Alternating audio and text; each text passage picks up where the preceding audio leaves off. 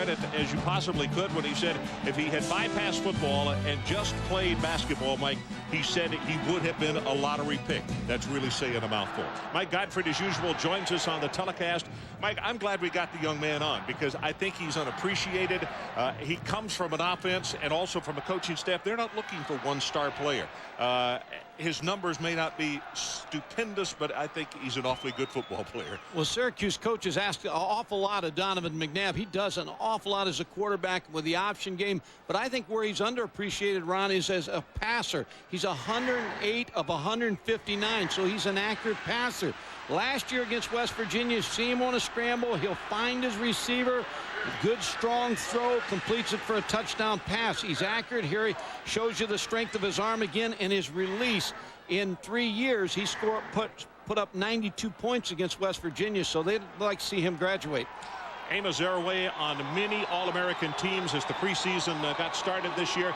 But oddly enough, he's almost become a decoy here at Morgantown. Well, every team that's coming in here wants to stop Amos Zaraway. They're going to stack 7 and 8 people in the box to try to stop him, which means Dan Simmerl, the offensive coordinator, and head coach Don Nalen has a passing game with Mark Bolger and some very good receivers led by this man, Sean Foreman, who's caught 13 touchdown passes this season. So the passing game will be important tonight, Ron, because West Virginia figures they have to score between 30 and 40 points to win this football game. Wow. That would be a treat for the crowd if it were that high, but not for these gentlemen. 19th season, Don Nalen here at West Virginia, 134 wins, and his number 7 and 11 against Syracuse. Paul Pasqualone, he's 5-2 against the Mountaineers, 65 wins in his 8th season as head coach up at Syracuse. The weather for tonight, actually, we got a little fortunate. They said it was going to be in the 30s. Right now, it's 45. The wind, not really a factor. Cloudy and cold, and no forecast of snow or rain. As you look at Amos Zaraway, and it is Ferris who will kick it off for the Orangemen.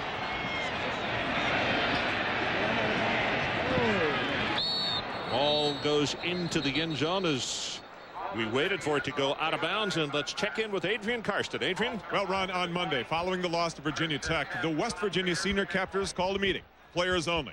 For 15 minutes, Sean Foreman did a lot of the talking about the fact that maybe a loss doesn't disgust his team as much as it used to or as much as it should. There's talk about effort or lack of it in practice. And finally, he said that when you come in here against a team that we do honestly hate, then we've got to make a difference. In the first 15 minutes, Ron, he said, you're going to find out how significant that 15 minutes was on Monday. Adrian, I think that's extremely right on, because if West Virginia is going to win this football game tonight, I think they've got to get off the snide and do it quickly.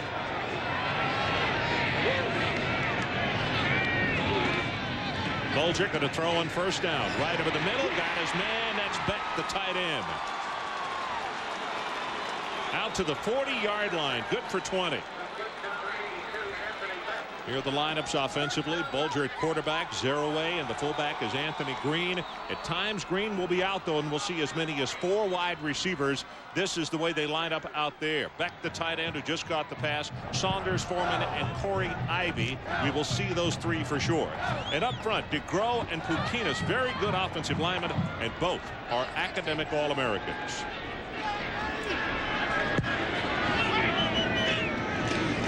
Amos Zaraway, first carry of the night, turns the corner, 5, 6, 7 yards. Keith Bullock is there to make the stop for Syracuse, and it gives us an opportunity to check out Syracuse. And the Orangemen start this way: Pilon, Simpkins, Coleman, and Pettijohn up front. The linebackers, and this is a very good group: Greenwood, Gibbs, and Bullock, who just made the tackle. And in the secondary, Nash and Allen will be tested tonight. Quentin Harris and Jason Poles. Poles is the man who made the interception return for a touchdown last year at Syracuse that turned this game around. Zaraway. Nice job defensively by Syracuse. It's Greenwood and Pilon. The initial stop. And Ron, you see on that play, right, as soon as the pitch went to Amos Zaraway, the safeties, Quentin Harris and Jason Poles, came down hard, and so Mark Bolger has to find a way to control those safeties. Otherwise, Amos Zaraway is not going to run against the 2-deep secondary of Syracuse.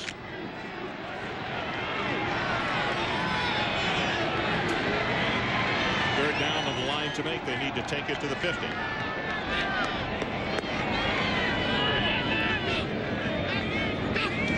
Here's Ivy in motion, top of the screen. Bulger, beautiful throw, beautiful catch. It's Ivy, the motion man, and just like that, the Mountaineers are inside Syracuse territory. That's good for 26 yards. Ron, Mark Bulger shows you right there why Don Nalen thinks so highly of his young quarterback, because he was trying to go to the split inside this way. He's going to look to split in. He's not he's covered. He goes back to the backside and hits Corey Ivy. So a good job of a quarterback using his head, keeping his head on a swivel, finding the receiver that's open. Bulger leads the Big East over 2,000 yards, 16 touchdowns, and you see 7 interceptions this year. Play action, under pressure this time. Gets it off, got a man open. 19-yard line is Foreman, and Sean is going to take it down inside the 10. It is 1st and goal, Mountaineers. Ron, you're seeing a quarterback. Now, I know we've only had 4 plays, but you're seeing a quarterback that's using his eyes tonight, and he's finding the open receivers. He comes back again, looking to split inside. Now he takes his head to Sean Foreman. Sean Foreman works to get away from the coverage. He does a hairpin outside against Jason Poles and makes that catch. This is all made by Mark Bulger and Sean Foreman, who did a nice job adjusting. Well, you see the difference in that Virginia Tech game and the rest of the season for him. That pass blocked at the line of scrimmage, knocked down by 31 Stan Gibbs. Stan Gibbs with a nice job because Sean Foreman was open again. Stan Gibbs with his hands up deflected the ball of Mark Bulger. But I am really impressed with Mark Bulger's start here, because he has his head on a swivel, finding open receivers and doing it quickly, Ron. 3 of 4, 68 yards for Bulger to open the ball game. 2nd down and goal. 22 touchdowns, 4 field goals inside the 20. Right up the middle at the 2-yard line. Amos Zaraway going to be wrapped up by Keith Bullock. Well, a lot of weapons on this West Virginia football team, and you can see right away that Syracuse is trying to stop Amos Zaraway, and that's opened the passing game for Mark Bulger. Now you throw the football, you open up the running game for Amos Zaraway. They said they want to get him the football 25 to 30 times. Well, we'll see. The ball is now 2.5 yards away. This is the 8th play of the drive as we play in the first 3 minutes and plus of this opening quarter, and a timeout is called by West Virginia. So let's take a break. No score, and the Mountaineers sitting on the lip of the cup. This is going to be the 9th play of the drive, and West Virginia has taken it right down the field, starting from their own 20-yard line, and they are 2.5 yards away, and it's 3rd down. And Mike, to my way of thinking, they don't need a field goal here. They need to take in for a touchdown. No, and this is where you look for Sean Foreman a little bit, but you got Amos Zaraway, so you got both the run and the throw here. It's Corey Ivy in motion, and the fade route comes to this side. Touchdown, Sean Foreman. No, they knocked it away, Ron, at the last second. Jason Poles made the play on Sean Foreman. They threw the fade to the 6'2" wide receiver, but Jason Poles knocked it away. And they are going to go for, nope, they're not. I beg your pardon. Here's the replay on Sean Foreman going up for the ball. Jason Poles with his right hand. He just couldn't control it. I don't know if he hit it. I don't think Sean Foreman held on. Went right on through his arms. It sure did. Jay Taylor to attempt the field goal, and this is going to come from 19 yards away. Low kick, and he got it. So what started off as an absolutely beautiful drive by West Virginia kind of fizzles. They wind up with a field goal, but probably the way they started, you thought it should have been 7. 3-0. We'll be right back.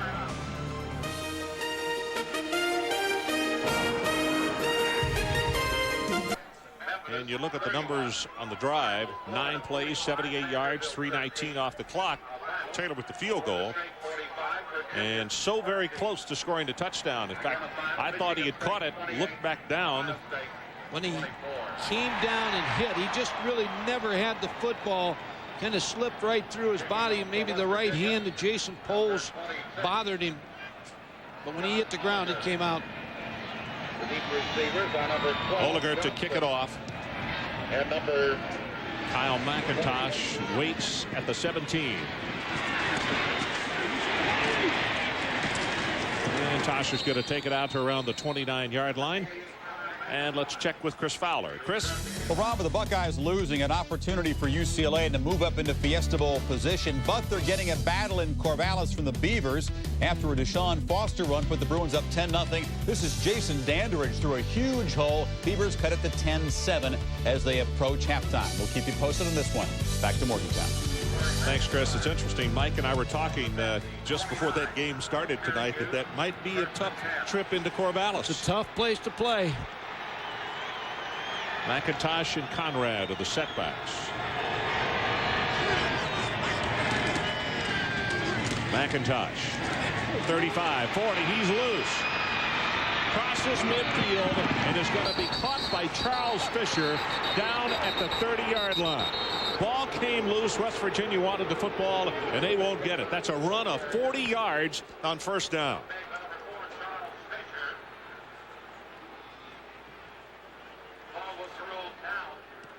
Kyle McIntosh is going to run a counter off the wishbone set.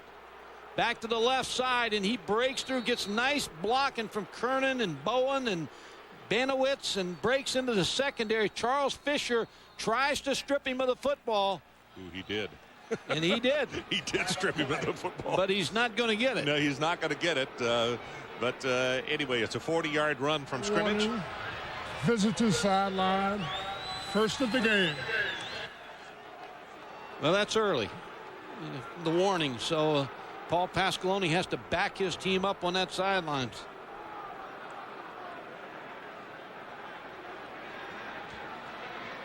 So we didn't even get a chance to give you the starting lineups, and McIntosh runs the counter play, and they almost break it for the touchdown.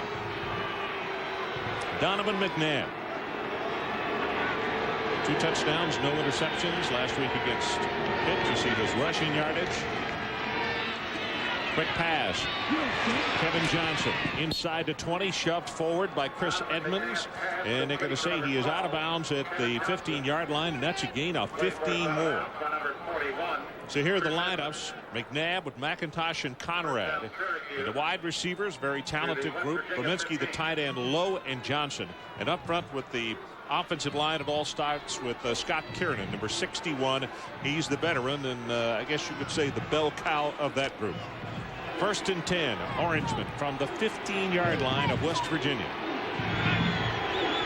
D. Brown comes in a tailback, number 6. Gets the handoff, little counter play right up the middle. Flag is down as he's being pushed back after a gain of 1, and it looks as though the umpire tossed that one. And we all, the side judge. Offside, West Virginia.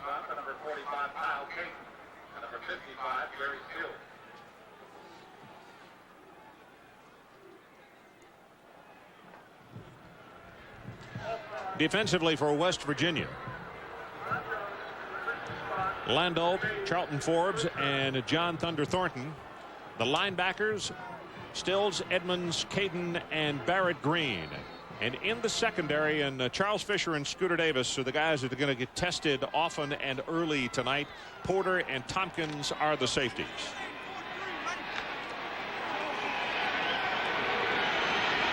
McIntosh checks back into the lineup, the tailback, number 28. They give it to him right up the middle, down to the 5-yard line, and he fights his way very close to the 3. Well, you made the point. When West Virginia came down here, you can't settle for 3 against this Syracuse offensive football team. They're averaging 44 points a game, and when we talked to Mark Bolger, the quarterback, and Danny Simrel, the offensive coordinator, and Don Nalen, they all said it's going to take 30 to 40 points by our offense to win this football game. So they expect a high-scoring shootout. Look at the numbers on Syracuse this year, inside the 20. 26 touchdowns and 5 field goals. 31 of 34. Pretty darn good efficiency. Boy, D. Brown gets hit, and he is really attacked hard at the line of scrimmage. 23, Scooter Davis, one of the first men to come up along with John Thornton on the tackle for West Virginia. Ron, here's where Syracuse has been efficient down here, as you mentioned, with the numbers. They use their tight ends very well down here inside the 10-yard line. But Donovan McNabb's so active. He can run the option. He can sprint out. Conrad's a good pass receiver. They just got so many weapons inside the 10-yard line. Second and goal, and again they go with the wishbone set. McNabb down the line. He'll turn it up and he'll score.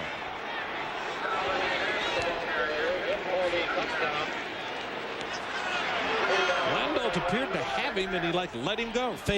The fake. He faked him out when he faked the ball like he was going to pitch it. But that's the problem when you get inside the 5-yard line defending Syracuse. You've got a quarterback that can run the option, and he may be the best running back as he comes down. Watch him move right here. He fakes the ball. And Charles Fisher, I think, also, Landau, both of them ran took right the in fake. front of him. All he had to do was fall down in front of him. Wow. Nate Trout with the extra point, and he's got it. So 9 minutes and 12 seconds left to play, opening quarter, and Syracuse shows us why they are undefeated in conference play and challenging to make it to the BCS. Now we look at Donovan McNabb on the sidelines, and interestingly enough, Mike on 2 carries had 47 yards, 40 on the first carry and then 7 on the second. So they only threw 1 time on that drive. Everything else came off the run.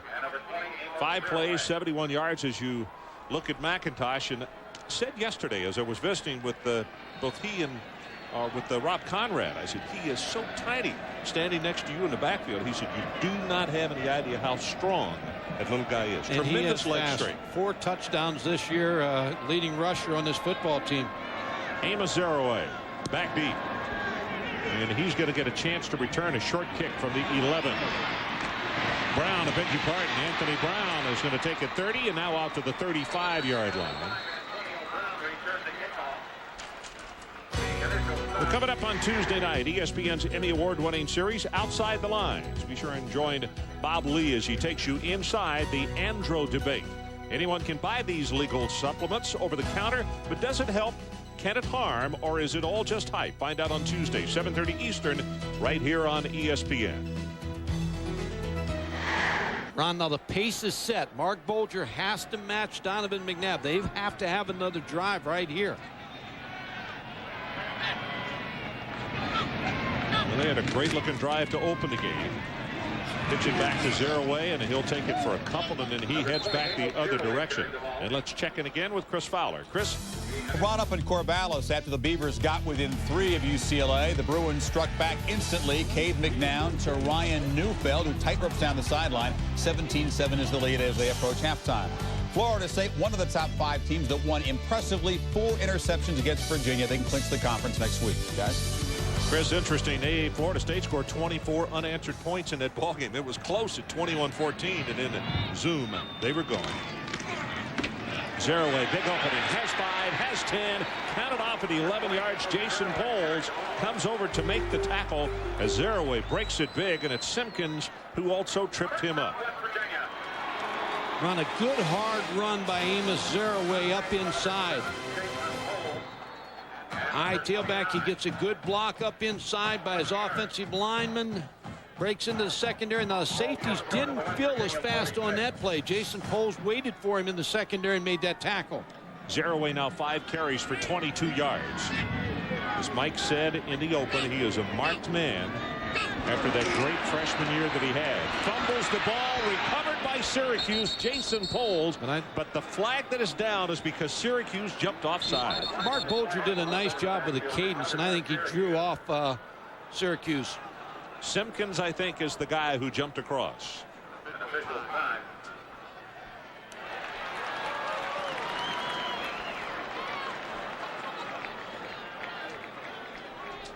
Mark Bolger with his starting count, he draws 2 Syracuse players. Simpkins is one of them. Simpkins is the one who did not get back. Looked like they had a blitz on, and they were very active. And Looked like they were going to come on Mark Bolger. So it's going to be a first down and 5, 7-3 if you have just joined us. Mountaineers took the opening kickoff, drove right down the field, and then it stalled at the 2.5-yard line. And then Syracuse took the ball and just put it in the end zone. McNabb finishing it off with an option play for a touchdown. Bulger off in the flat. This is Zeraway. Nice move. Going to take it to the 41-yard line. It's Stan Gibbs. He had him going one way, and then he turned him around and had him going the other. Ron, on that play, Mark Bolger is trying to affect the two safeties, deep safeties. They're trying to get them off of Amos Zeraway. You're going to watch the routes here. Here's the two safeties. Now, all of a sudden, he wants to control them with a deep route back in here. But he doesn't have that, so he comes off to Amos Zeraway. Good safe throw. After the catch, picks up more yardage till Stan Gibbs makes the tackle. 4 of 6 for 77 yards for him as Zeraway still twisting and moving. Going to take it inside the 40 to the 38-yard line. Bullock and Gibbs combining in the stop. Well, we talked about Syracuse averaging 44 points a game. West Virginia averaged 32 points a game. So they're a very potent offensive football team with a lot of weapons, starting with Amos Zeraway. But Mark Bolger is the guy that makes it go because he's had the big year. He's 160 at 240, 16 touchdowns, 7 interceptions.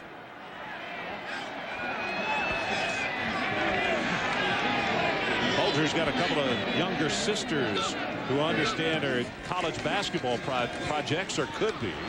Gets this one away, got him open inside the 15. It's Corey Ivy. And let's see, they're going to spot him down at the 10-yard line. First and goal, West Virginia. Mark Bolger's reading everything right now. He finds Corey Ivy on a corner route against too deep coverage again. Safety sitting back on the hash, and he can't get over to where Ivy's making the catch. Will Allen finally makes the tackle, but again, the right throw from Mark Bolger. Now they're going to spot him just outside the 10, Mike, so he can pick up the first down. As you see the numbers, 103 yards, 5 of 7. And the ball is at the 11-yard line.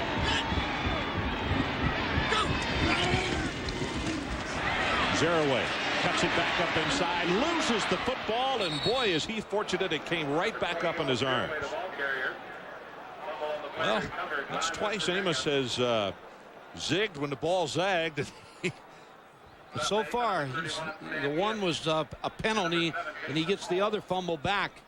But a good penetration by Syracuse. They get away with a hold there. I think Solomon Page, yeah. Solomon Page wrestled his player down. That was a little embrace. There's the foot of a Syracuse player. Knocked the football out on Amos Zeraway. Foreman again, and Saunders down here, Ron. Second down and about 12. First man through, and it's Green. And Green is all the way down to the 6-yard line. So they crossed him up by running the fullback, which they don't do real often. Well, anytime you have a tailback in the eye, and everybody expects the tailback's going to get the football, every now and then the fullback will get a quick little belly play, and it hits so fast that the linebackers do not see the fullback with the football. Well, Green comes right back out. Corey Ivy comes back in, so they'll go with the 3 wide receiver set. 8th play of the drive coming up.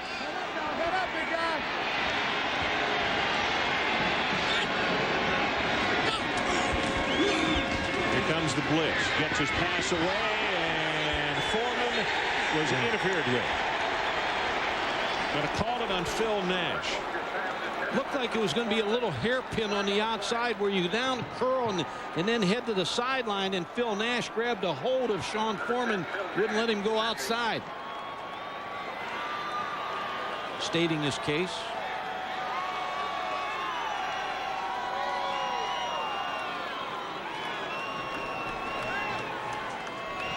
Pass interference, defense. By rule, the ball will be placed at the 2-yard line. First and goal. John Smith, the referee tonight, explaining it very well. Ball is at the 2-yard line. Well, Sean Foreman, the outside receiver, he's trying to hairpin and go outside. But Phil Nash is going to hold on to him and not let him outside. So first and goal, 2 yards away. Zeraway down to the 1. And there was a flag down on the far sideline.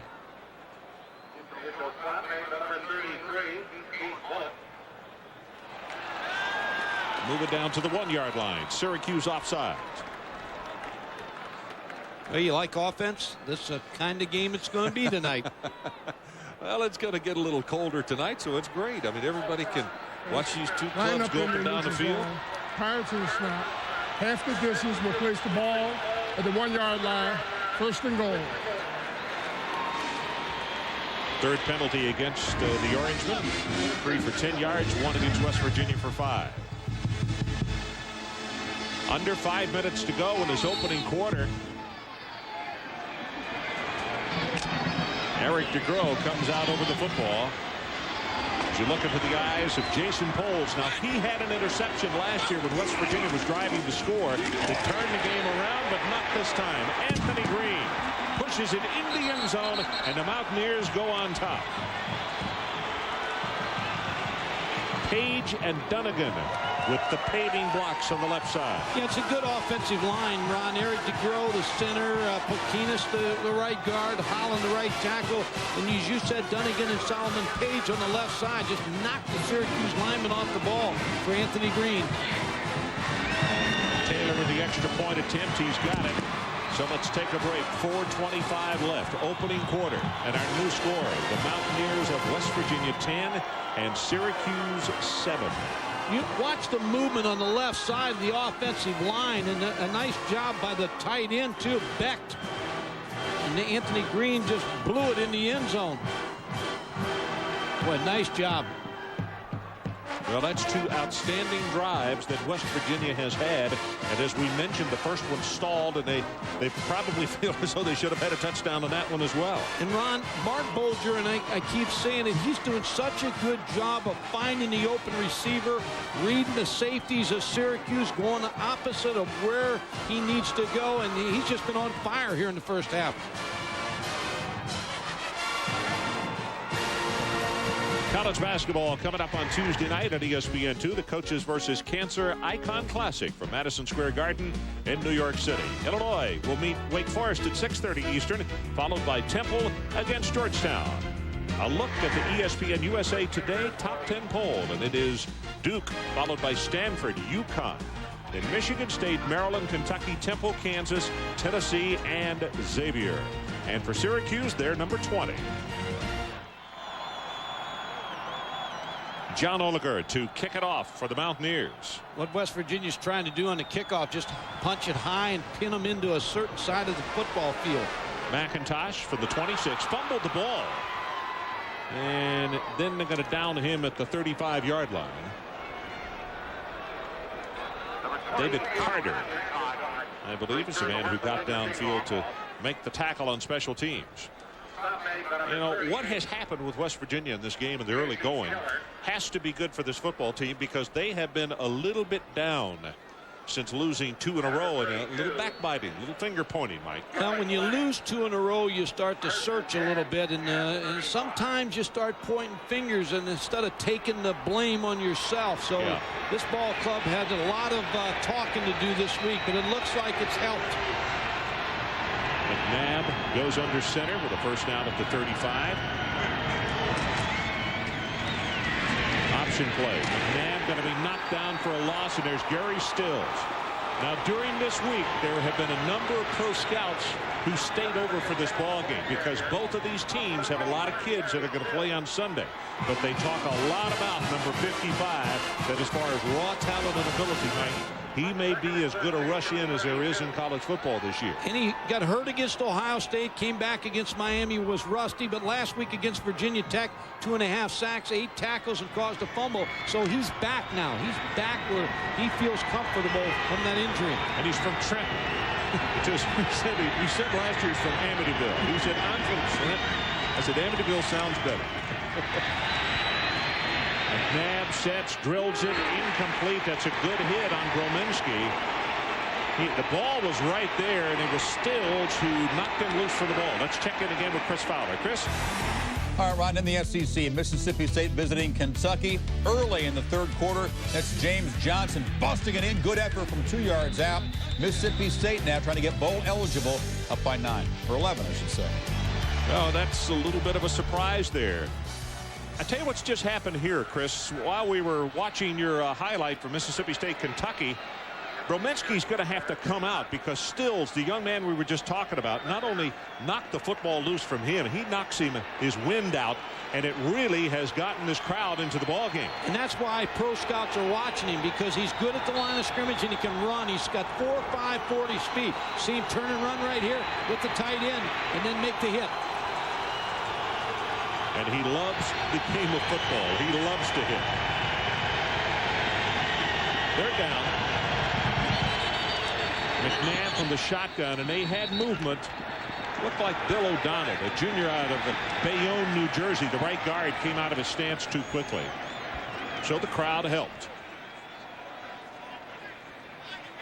Red ball, false start, offense, 5-yard penalty, remains third down. And Ron, what they were going to do on that play was a 3-man rush, and they were going to drop 5 in coverage in the underneath zones and then a 3-deep secondary.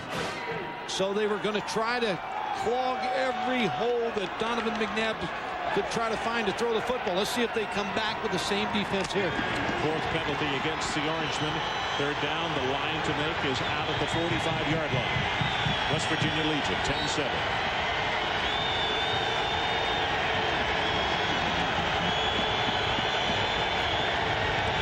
Well, they fake the blitz and come off of it. McNabb's going to run. Now he's going to throw. And he can't. Kevin Johnson had put his arms out. He got pushed out of bounds.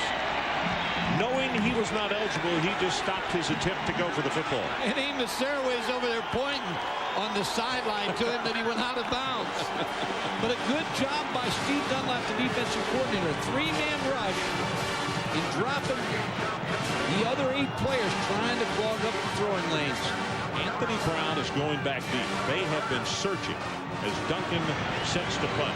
West Virginia lost their big play return guy, and they're in search of somebody. They're hoping that this young speedster can be the fella. Standing back at the 30-yard line. Flag is down. It's a returnable kick.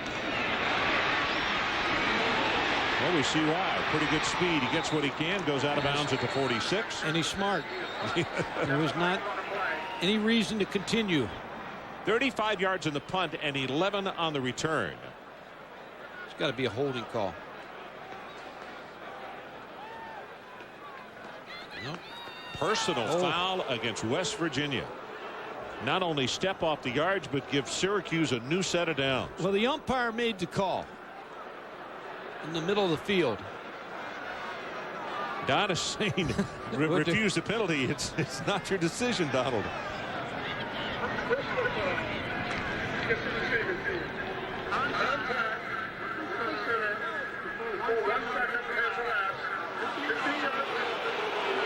We do not get to see that often, but the rule went in 2 years ago that you cannot hit the center. There has to be a full second count, and they made contact with him before.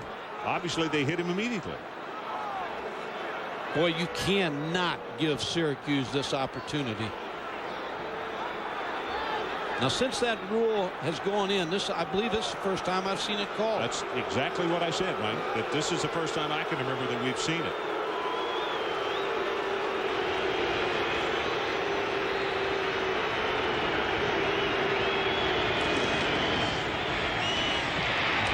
McIntosh, tough run out over the 45-yard line. Charlton Forbes is there to make the tackle.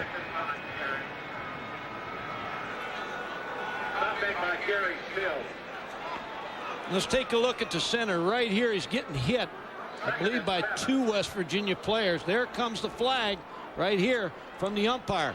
And it was the guy on the left side, not the fellow in the stand-up position, that hit him before 1 count went by. That's the reason the flag was thrown.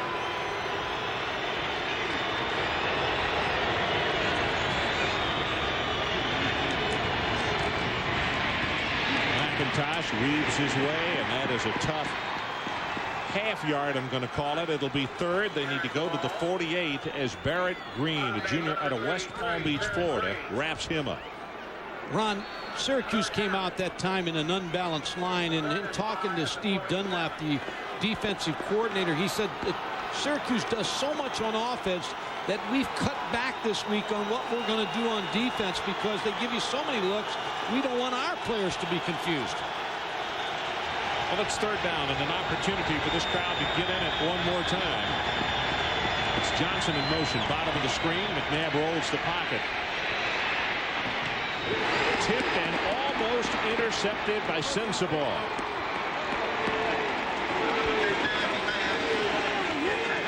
Landolt putting a lot of pressure on Donovan McNabb. Ron, this play is really a pick play for Syracuse. Everything goes inside. Watch Kevin Johnson, the outside receiver, what he does right here. He's going to pick the linebacker from West Virginia to try to get the tight end across. Brominski, but well covered by West Virginia.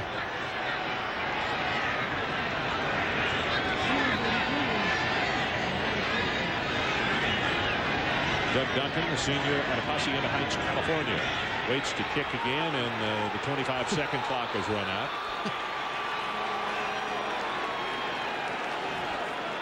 Yeah, he's got the breeze to his back, and this is really not going to be a do-or-die situation. Well, you talked about the meeting. Perlo Bastine, number 3, he's standing up, pointing to the clock and telling the umpire that it's a penalty on that play. West Virginia is fired up. They've taken this on as a challenge tonight. Coming off those 2 losses. Antonio Brown again is the deep man for the Mountaineers. Again, it's a line drive kick. And the 18.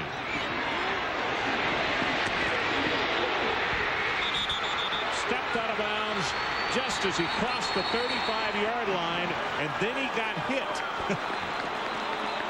40 yards in the kick and 18 on the return.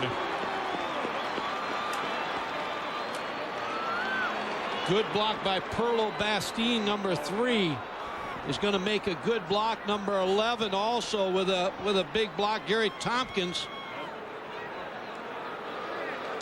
Well, as I mentioned, West Virginia in search of a return guy, and it looks as though they may have found someone that is very worthy. We'll run it.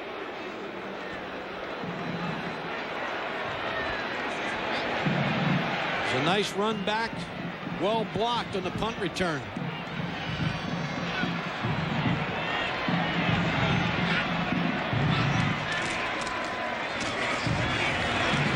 Zaraway is going to take it for about 3 yards. Jason Poles making the tackle. Again, Jason Poles is up there too fast, and then that's what the coaching staff that's up here in the press box will see, that Jason Poles is coming up, and they'll try to sneak somebody behind him here before long. Can't allow him to come up and make those tackles at the line of scrimmage and disregard any pass responsibility.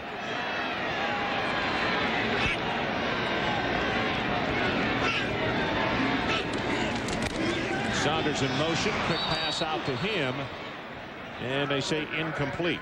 Now and let's check it again with Chris Fowler. Round the Aggies and the Sooners in the rain and mist at Kyle Field. Brandon Stewart starting in place of the nicked up Randy McCown. He'll look for and find Chris Cole, who makes a nice catch, escapes the defender. 13-zip Aggies over OU. Back to Morgantown.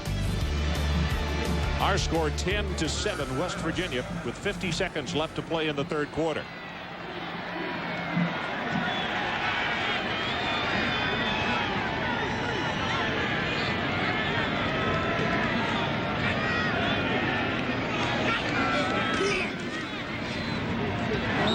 Jerk to it behind David Saunders. First mistake, I believe, for Mark Bolger tonight. He just didn't give that play time enough. It was a bunch set where 3 wide receivers are together in a little rub off for David Saunders, but he threw it too soon.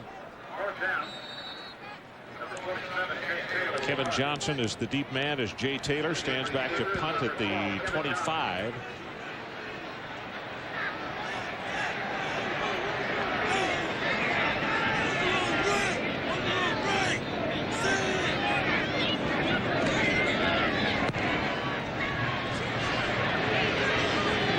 Spiral bounding and is going to be picked up by Johnson at the 13-yard line and a flag. It's going to be delay of game. Did he make the fair catch signal? Obviously he did, Mike, because the minute he took a step forward, the whistle was blown and the flag was thrown. As you can see, the Mountaineers have a player who is injured. Jerry Porter. It is. Sorry. Jerry Porter. Like he was surprised that he didn't run with the football. Tried to stop. I don't know that that's a fair catch signal. What he's trying to do, I think what he tried to do was get everybody away by using his hands. Kevin Johnson here, he's not fair catching the football. He's trying to tell everybody to get away from the football. And the official took penalty. I think you're right. But the official took it as a fair catch, and that's the reason he blew the whistle and threw the flag immediately. So as the meeting continues, let's see if they overrule the flag. The ball has been placed dead at the 13. We have delay of game. Receiving team. Receiver signals and then runs the ball. 5-yard penalty. 1st and 10.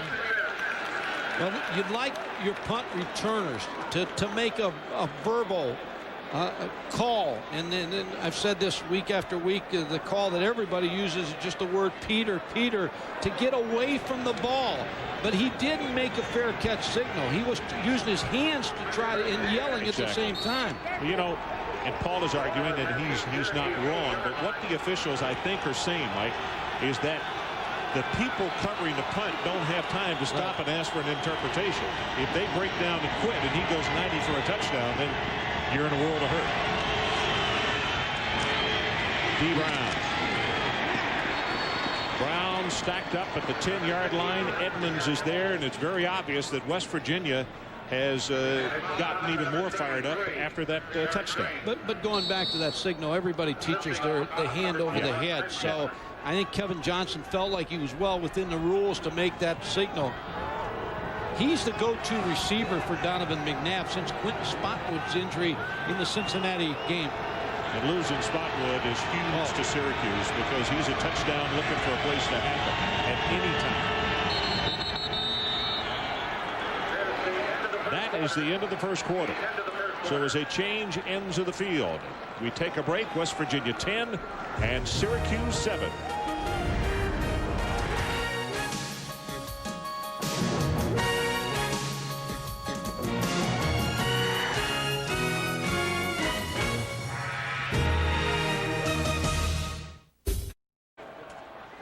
So at the end of the first quarter, West Virginia leading by 3 as you take a look at the numbers from that first 15 minutes of play.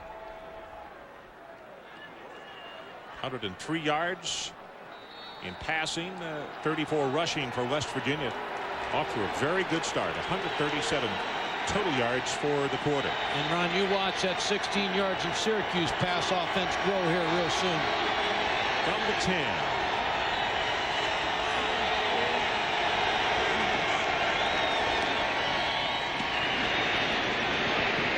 String it out, and McNabb will step out of bounds. They're going to say with the dive that he made, he's close to the first down. And let's check in with Adrian. Ron, a reminder that the seniors admitted to me we'd find out in the first 15 minutes of the game if that 15 minutes Monday and the players-only meeting had made a difference. I think at this point you have to say yes, it certainly has. Foreman has done his part, but don't forget John Thunder Thornton, that big defensive tackle up front. He also said to the guys, it may not be so much about football anymore, but it's when you have your back against the wall, you have one or two things you can do. Either cave in or fight back. The defense is the surprise here. He's carrying his weight as well, Ron. Well, he's an outstanding young man off the football field as well, Adrian. And another one of those players that all those scouts are looking at here tonight. Number 96, senior out of Philadelphia. Pitch back to D. Brown. Going to be pushed out of bounds by Barrett Green. Boy, Barrett Green with a good play to stop this first down attempt by Syracuse. Syracuse is going to move the tight end, and that moves the entire defense for West Virginia. But Donovan McNabb, to take advantage of that, has to go a little bit faster on the starting count. But West Virginia lines up. There's 3 guys that line up the tight end. The other 3 guys line up away from the tight end. Doug Duncan. Antonio Brown is back deep again, and Duncan's kicks have been line drives so far. This one a good coverage kick, very high, and his deepest one goes over Brown's head. He misjudged it, and now a huge AstroTurf bounce. It's going to go all the way down to the 21-yard line. Wow, what a mistake by Antonio Brown. Well, you talked about the trying to find a return man. That was a mistake, especially on turf, because that ball is going to bounce and bounce. That is a new career long for Duncan. 65 yards on the kick.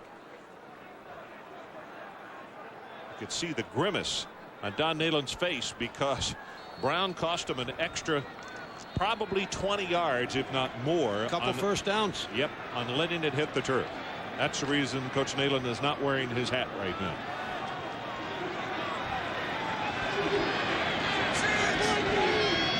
Zero away, the only setback.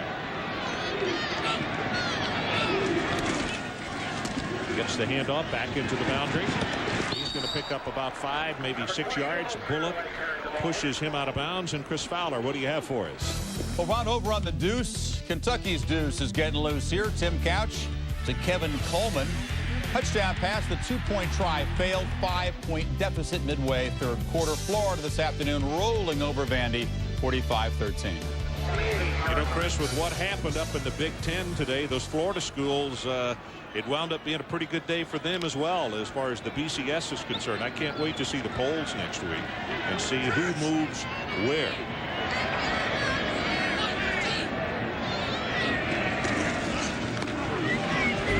Jaraway. Boy, that is a nice job. I don't know, but it's Poles, I think, who came charging up along with Keith Bullock to submarine that play, take the blocker out, and now it's going to be third down at about 3.5 yards. Well, you remember last year's Syracuse defense, Tabucky Jones and Donovan Darius. They were the two safeties.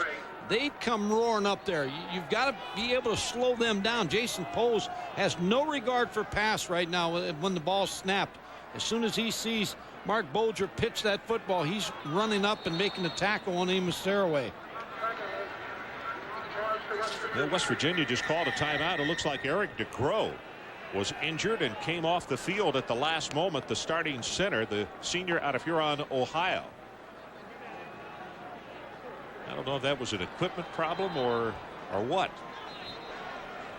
So it is a timeout, and we'll take it with them. 13:56 left until the half, and it's West Virginia by 3.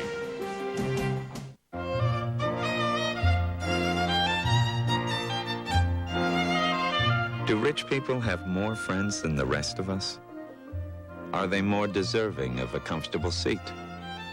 Are they more entitled to brake safely on a rainy day? Are we the only car company that doesn't think so? Century by Buick. Full of amenities for under $20,000. Loaded for under $24,000. Century by Buick. A luxury car for everyone. Croft, for your latest assignment, you'll be going to some new places. South Pacific, Antarctica, and you'll be getting some new toys, Gunther. This is the new rocket launcher, a girl's best friend. We've been watching you. Your work is very impressive. Tier 3 from Eidos Interactive. Oh, and one other thing. New outfits. PlayStation. Okay, buddy, let's see what you got. You're on. How about the loser pays the other's phone bill? It depends. Have you been dialing 10-10-321? You know it. 10-10-321 saves over AT&T on every call. What better way to keep in touch? Yep, great for all those quick calls to Mount Ruth. And saves me big time on those long ones to Grammy and Phoenix. 50% off calls over 20 minutes. I hear you. Just dial 10-10-321, then 1 and the number. It's the only way to do long distance. Correction, my man. Oh! That's the way you do long distance. 10-10-321. ESPN's presentation of college football is brought to you by Priority Mail from the U.S. Postal Service. And by 10-10-321. Just dial it and save up to 50%. Well, here in Morgantown, that's a look at the mast from the battleship West Virginia. That armored bell is from the USS West Virginia. Of course, coming up on Wednesday is Veterans Day. 1 of 3 on third down conversions for West Virginia. They have missed their last 2. To keep this one going, they need to take the ball to the 31. Bulger, right over the middle. It's tipped and almost intercepted. That was Foreman, who had it on his fingertips, and Charles Burton, redshirt freshman out of Sugar Land, Texas, made the play, and they'll have to punt it away. Just couldn't bring it in, Ron. Again, the three wide receivers close together. Sean Foreman on the in route, a high throw. He almost had it on the second catch, but Charles Burton knocked it away. Jay Taylor to kick it away, Kevin Johnson, and I'm sure there'll be no signals with the exception of fair catch, if there are any on this venture down the field. Driving spiral, Johnson from the 33. He'll return it. And Kevin's going to have 7 yards as he'll take it to the 40. And let's check it again with Adrian Karsten. Adrian? Ron, in preparation for tonight's game yesterday, we sat with Mountaineer defensive coordinator Steve Dunlap. And remember, he asked us, does it sound like I'm whining? Because he was so concerned about his personnel, the number of people he had ready to go in this game, and the way they were going to play. Then we go down the hall and talk to Dan Simmerl, the offensive coordinator. He was like a little kid on Christmas Eve who couldn't wait to wake up in the morning, come down the stairs, and open his gifts because of all the confidence he has in Bulger. But I think who can join the Christmas party here, too, is Dunlap, because his defense has really played well, and they're opening a few presents of their own here. Well, that's for sure. Not so fast on the Christmas presents yet. You still got Donovan McNabb here. They're going to open it up and throw the ball here pretty soon. Conrad, big opening right up the middle. Going to take it to the 50, and it's the first time we've seen him carry it tonight, and he gets 10. Well, Rob Conrad is an excellent fullback, and if you're going to make the option go, you got to make the fullback go. He's averaging 5.3 yards per carry. Just a little give up inside, a little trap play. Well, they got so many weapons. That's why you may slow them down, but it's difficult to harness them for a long period of time. Conrad, a senior from North Andover, Massachusetts.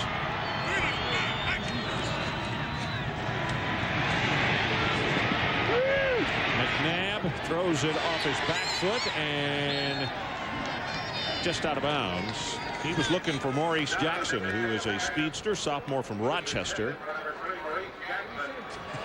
McNabb is falling backwards, threw it off his back foot, and still heaved the ball 55 yards in the air.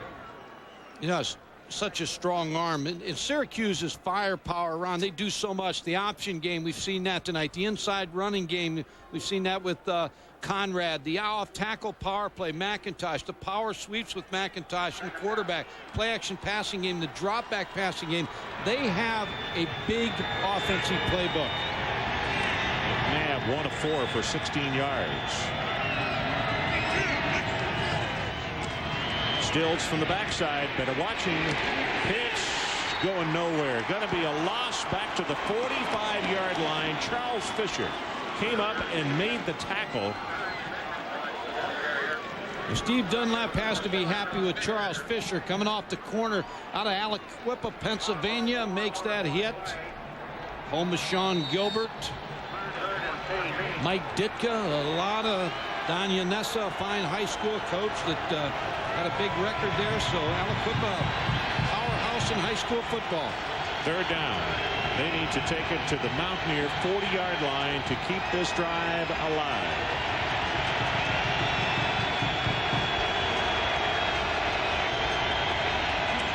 Donovan McNabb sets in the pocket. Ball still in his hands. And he's going to be sacked way back at the 37-yard line.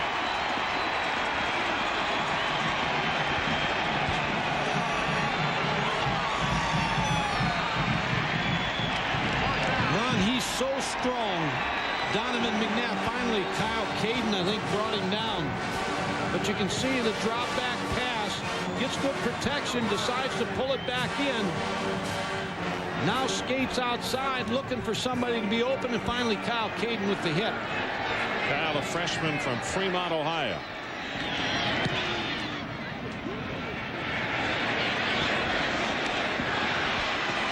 Brown from the 20. Ran into his home man and then goes down at the 25. Tough enough against 11. 11:27 left until halftime. 43 yards in the kick and 5 on the return. This Heisman moment is brought to you by the U.S. Postal Service. Ernie Davis is one of several great Syracuse running backs to wear the number 44, but the only one to ever win the Heisman. Less than 2 years after winning the 61 award, he died tragically from leukemia. Donovan McNabb on the sideline, one of the Heisman candidates for this year. As you look into the face of Amos Zerouet.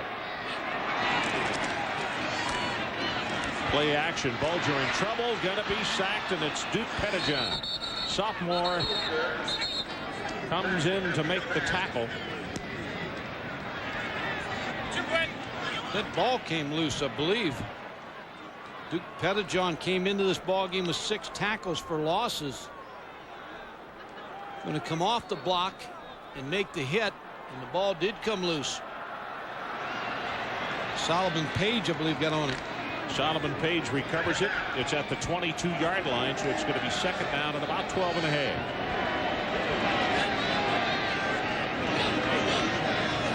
Foreman in motion, and there's movement at the line of scrimmage. Steve Ford is the man they jumped on. Undoubtedly, he was in motion. Dead ball, false start, offense, 5-yard penalty, remains second down.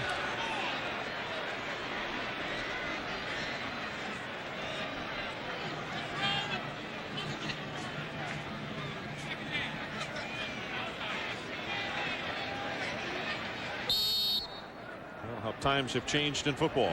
Used to come to the sidelines and rest, and now they ride bicycles. Well, that player riding the bicycle is not going to play. Getting ready for well for spring. Getting ready for his next start. Play action. Bulger still has it. Throws it incomplete at the 36-yard line, and I'm telling you, Bullock was all over Foreman. Ron, I think he was all over him, and I think he was holding him as they were coming across the field, but got away with it. On the snap of the ball, he was playing right on Sean Foreman, and I believe it as he collisioned him, they held him a little bit coming across the middle. Very good group of linebackers, Gibbs, Bullock, and Greenwood for the Syracuse football team. Very active.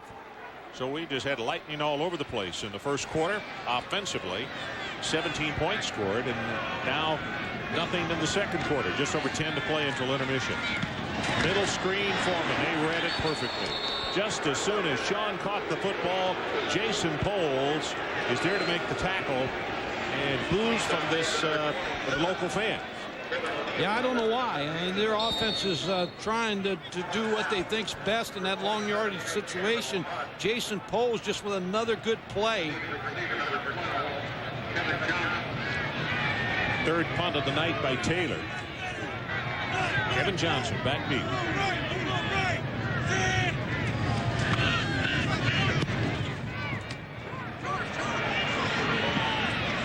Well, very short. That one goes out of bounds around midfield. They're going to say at the 48-yard line.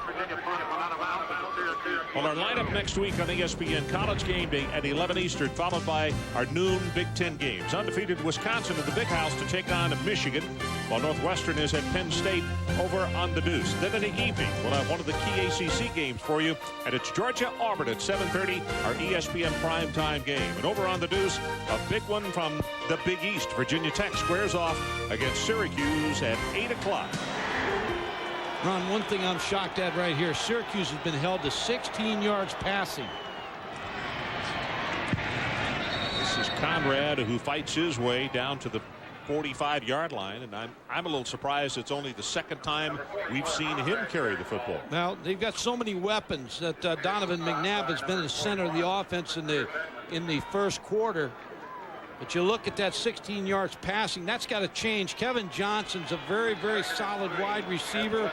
We've already seen Maurice Jackson, a very talented young player, speed merchant, but that's going to change here. McIntosh. Little stutter steps at the 45, and then the stuttering ends as Caden is there to make the tackle on him, and it's going to be third down. So It was a game of offense in the first quarter, and it's turned into a game of defense for both teams here in the second. Well, Kyle Caden's a young linebacker. You talked about him being from Fremont, Ohio, St. Joseph's High School. Steve Dunlap, the defensive coordinator, said he's got to learn on the job for us to be a good football team on defense, and he's playing very well tonight. 5 plays, 71 yards on that first drive, and the last 15 plays, and the total of only 8 yards. Third down, McNabb's ball blocked at the line of scrimmage and knocked down, I believe, by Landau. Kevin Landau, senior from Burlington, New Jersey, 6'6", and he made it count then. Well, another series, and again, the 16 yards aren't added to in the passing game in West Virginia. Steve Dunlap and his coaching staff stymieing Donovan McNabb a little bit. Jerry Porter, they make a change. Antonio Brown does not go back deep on this kick. Well, he let that last one hit the turf. Well, I'll tell you what, he'd have to have a motorbike to get on this one right here. It's 9 yards deep into the end zone. Best one that Duncan has kicked all night, and they'll take it at the 20. 44 yards in the punt. We'll be right back.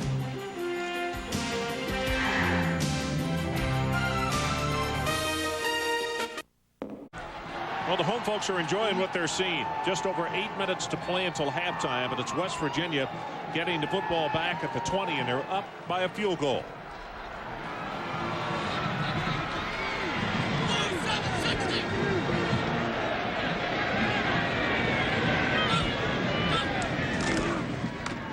Zeraway, nice job of turning that play back inside.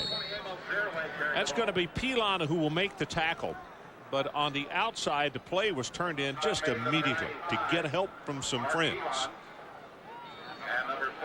Ron, here's what all of a sudden now with the extra wide receiver coming in the game, they're trying to get Syracuse defense to spread out a little bit so that they can find some running room for Amos Zeraway.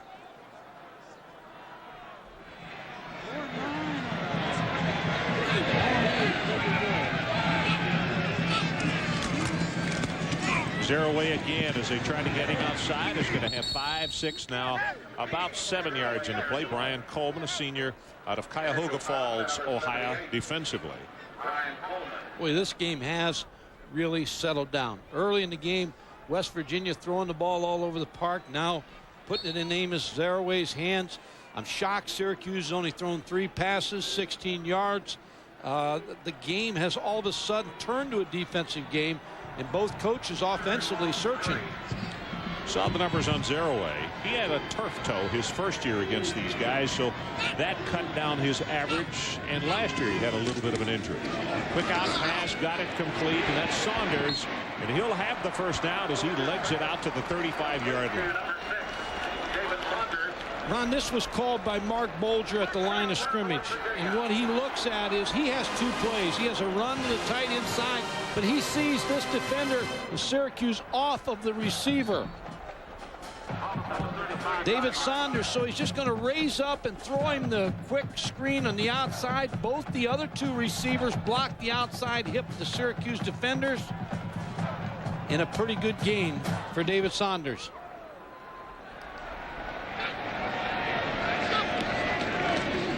First down from the 35, play action going on top, and Foreman came back in and almost got it.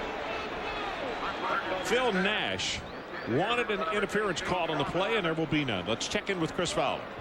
Guys, are we headed for a second shocker involving a national championship contender? Oregon State's pulled even with the Bruins. Jonathan Smith to James Battle down to the 1, sets up a touchdown. 17-all midway third quarter. Kentucky scored a Derek Homer run from down 11 to up 1 against Mississippi State. I'd hate to be a stat guy in Lexington. May have to retire his hand and his wrist after this year. They got him on the count again. No flag is down. And the play is going to be stopped at the 40-yard line. That time the Orangemen got back on sides. And Ron, we talked Amos Zeraway the other night, and he talked about the fact that statistics don't really mean anything to him as long as they win the football game. He said, I'm not having the yards that I had last year and been hurt a little bit, missed a ball game, but feels like if his ball club can win, that's all that matters.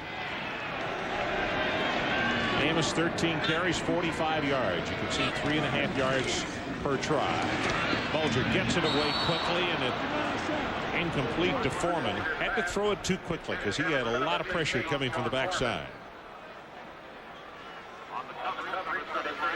And Mark Bulger on the first drive, you see 3 out of 3, but 4 out of 12. A nice adjustment by George DeLeon, the Syracuse defensive coordinator.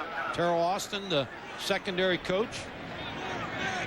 Kevin Johnson waiting this Jay Taylor kick. They're coming after it. Off the side of his foot. Very, very short. Going to be touched dead at the 35-yard line. Only 25 yards in the kick. Let's take a break. 10-7 our score with 5:50 left until halftime. We'll show you just how dominant Syracuse has been the last couple of years in this series. It hasn't even been close. 92 points. Donovan McNabb has started all 3 games and 3-0 against West Virginia. Tonight Donovan is 1 of 6 for 16 yards. Yeah, that amazes me. D. Brown and Conrad, the setbacks for Syracuse. Now they go with the wishbone set.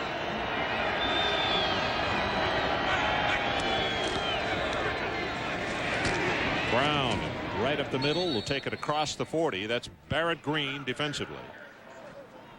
Adrian Karsten. An element of the Syracuse offense that is missing here, and we need to keep this in mind, is Quentin Spotwood. And Paul Pasqualoni admitted to us the other day that his absence in a game like this really shows up primarily, Ron and Mike, because you don't have a go-to receiver on either side of the field. Granted, just one completed pass for 16 yards. With Spotwood in there, you never know, but at least he is not in the game, and that has to be an advantage for West Virginia.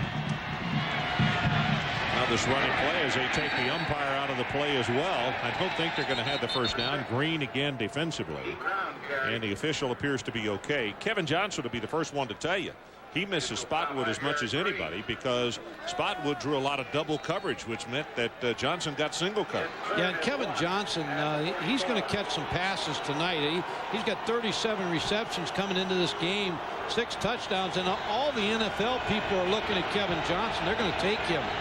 So he will be an NFL receiver. 0 for 5 on third down conversions. Conrad. Well, he continued to bull his way, and they may have just picked up their first. At first, the line of scrimmage didn't move, and then it did. Landolt is down at the bottom of that pile. And Ron, you're talking about 0 for 5 tonight on third downs. They've been very good this year. 42 of 85 coming into the game, 49% of the time on third down. Well, they just got their first. So they'll keep it going as the clock continues to move now. Under 4.5 minutes.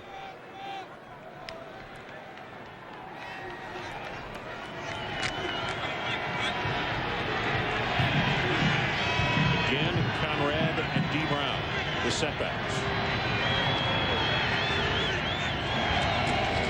McNabb faked the option, drills the pass, got incomplete at the 40. That's Darrell Daniel, a senior out of Lancaster, Pennsylvania. Caden on the tackle, but it's good for 15 yards. And what makes that so difficult, Ron, it's off the option fake. And the linebackers are frozen because they don't know if it's an option. And once he pulls up the throw, then they've got to try to search out and find receivers. Darrell Daniel just sat in the hole over the center and made the catch. That's his second completion. The first one on an opening drive for 16 yards. This one for 15.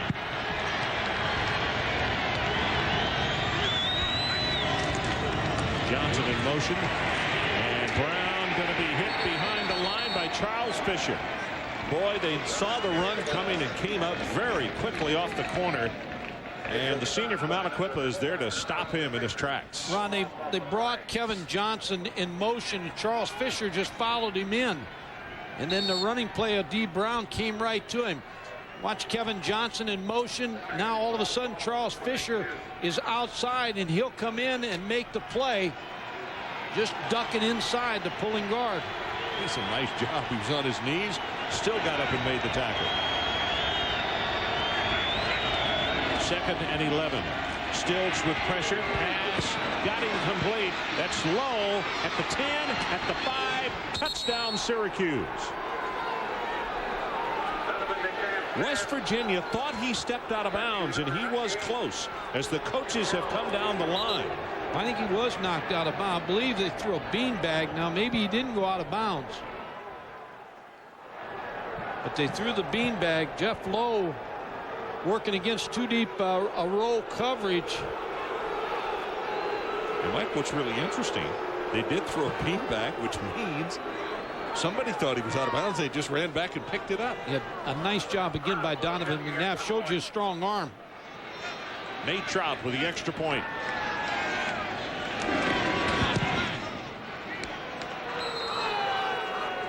So with 2:55 showing on the clock until halftime, Syracuse goes back on top 14-10, and this crowd is not very happy over the lack of a call on the sideline. But obviously the official didn't see him out.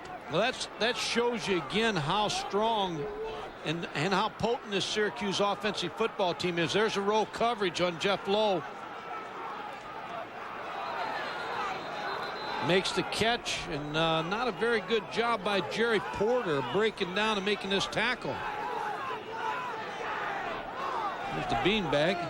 He had been forced out of bounds, and that's the reason they tossed the beanbag. And let's check it again with Chris Fowler. Chris? Ron, this day just continues to get more surprising. Tie game in Corvallis. They give it off to Jason Dandridge. He darts to the end zone. UCLA now down by 7 midway third quarter. Cheering the Ducks up in Corvallis, and for good reason. You don't think the state of Florida is interested in that ball game, because that gets them both those teams a little closer. A lot closer, quite frankly. Peter Ferris will kick it off for the Orangemen. And it's Antonio Brown back deep again. But it's going to come over to the other side, and this is Amos Zeroway. Amos is loose. Went hurdling over the man at the 50-yard line and is going to be stopped at the 47. That is a 56-yard return by famous Amos. Good job. Pat Woodcock made the tackle, but a nice job by Amos Zeroway finding and swerving along the line of scrimmage, picking up his blockers, change of direction as he's moving upfield, and there's Woodcock with the tackle. Amos grew up in New York City, was born on the Ivory Coast in Florida. His mom in Africa, I should say. His mom is still there. His father is a professional photographer, and in fact is here for the ball game tonight as Swoop is coming replacing Zeroway on this play. Counter Trey. Here's Swoop. First chance to get a look at him, and he'll take it well back to the line of scrimmage as Gibbs is right there. And Zeroway is an impressive guy, Ron. In his longest run this year, 35 yards. And this West Virginia offensive football team, as defenses try to stop Amos, they're averaging 35 passing attempts, 33 rushing attempts. So, again, he has that feeling. He wants to do what's best for the football team. Everybody here, though, was talking about the absence of the big play by West Virginia, which has always been something they had in their arsenal. That pass intended for Foreman, well overthrown. 2:01, the clock is stopped. 14-10, Syracuse back on top. The Zeroway will come back into the lineup. Really hard not to like this young guy. He always has a smile. Players were really on him the other day. They said he had not had a haircut since last year against Miami. And they wanted to know why he wouldn't shave his head like the rest of them. And he said, well, he was going to get it trimmed before the ball game tonight. So we'll have to get a look at him if he did get coiffed before the ball game tonight when he takes his headgear off. but he was not going to get it shaved. Bulger back to the other side, and there's the completion to Saunders at the 31-yard line. So the Mountaineers putting up some noise here. Gain of 15.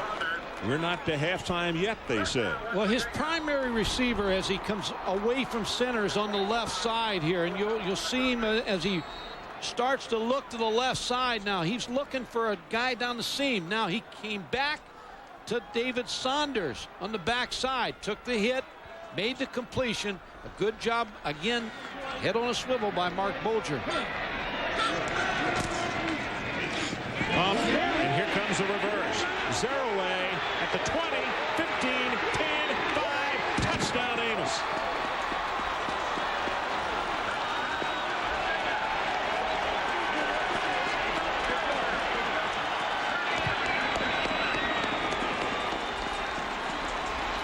Well, as we mentioned, he's never really killed Syracuse. In fact, he has not had good games, but he has had injuries the first 2 times, but tonight he's healthy, Mike. What set this up, Ron? It was a Statue of Liberty play. The old Statue of Liberty. Mark Bulger went back to pass. The linebackers took their eye off of the ball, started to drop in coverage, and then Amos Zerouay got the football.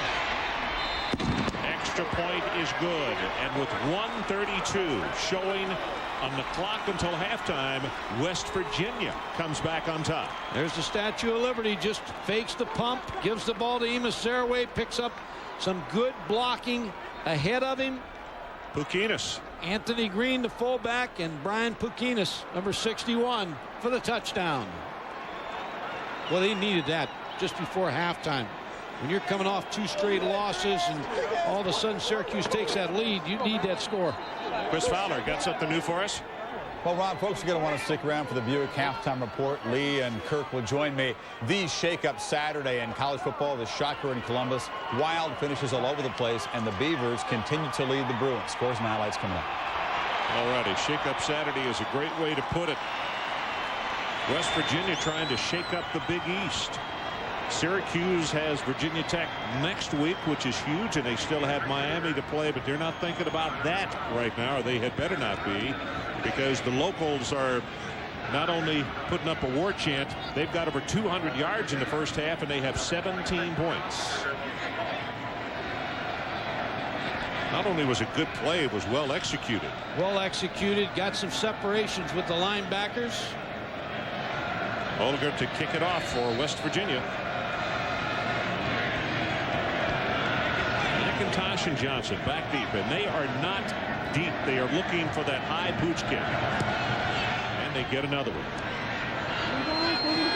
Taken at the 15-yard line by Johnson, and he's loose up the sideline and pushed out of bounds at the 45-yard line. Kevin Johnson returned the kickoff. This week's primetime NFL lineup begins with ESPN Sunday Night Football. Tennessee taking on Tampa Bay at 8:15 Eastern. Then ABC's Monday Night Football. Brett Favre and the Green Bay Packers head to Pittsburgh to meet the Steelers at 8 o'clock. ESPN and ABC, exclusive homes of primetime NFL football. Ron, a lot of time for Syracuse. They've got 3 timeouts left. An eternity for Donovan McNabb with 1:27.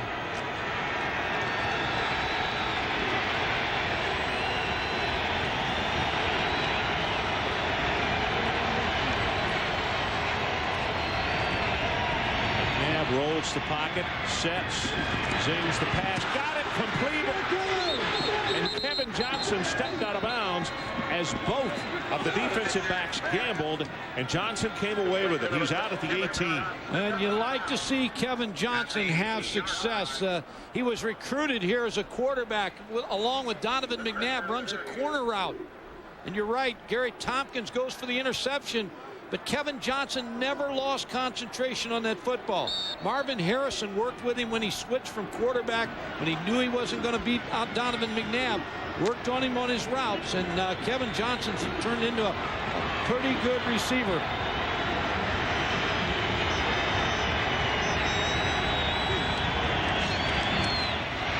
Big opening. McIntosh bounces it to the outside at the 10. He's at the 5. And Charles Fisher saved a touchdown. Good heavens, there's still 1 minute and 11 seconds left. It was an eternity, but I didn't think they'd score this fast. Syracuse, just with the speed again by Kyle McIntosh, shows you some quicks getting outside of Gary Tompkins. Charles Fisher knocked him out of bounds, but Syracuse in business. First and goal. The ball is 2.5 yards away. D. Brown, Sedano, and Conrad send in that wishbone.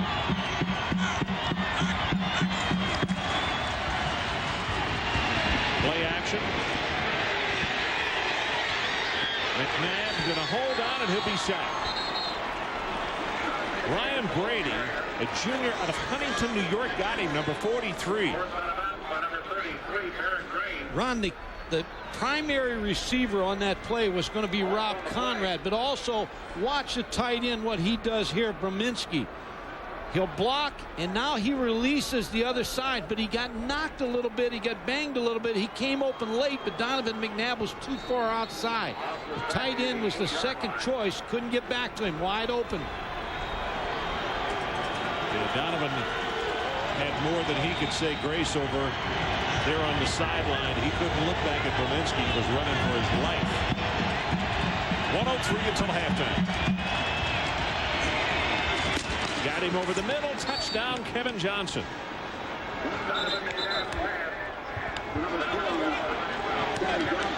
Kevin Johnson has made his presence known here in the second quarter. We still got 59 seconds left. Donovan McNabb's looking for Kevin Johnson on a quick slant all the way, makes the catch. Kyle Caden with the hit, but the touchdown. We had offense early and offense late.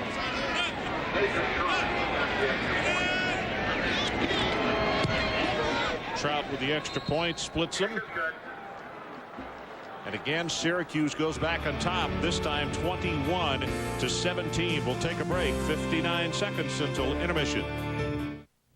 20 degrees out, it's cold. Well, that's right, it is cold, but Kevin is warm right now, and so is the passing game, which was a little lethargic getting started tonight, but they really put it to great use. And in fact, the catch that he made with the defensive back gambling, Mike, it's one of those things where you can't tell a kid not to be aggressive, but at that stage of the football game, you're a lot better off not to gamble, to make sure that, you know, at least he doesn't take it for a score, which he almost did. Don't feast or famine. You're right. Going to be picked up at the 25-yard line and a return of about 4 yards, as they wanted to make sure that Zeraway did not duplicate what he did just a moment ago. McIntyre picked it up and put it safely away. So now West Virginia with 54 seconds to work with, and they're trailing again by 4.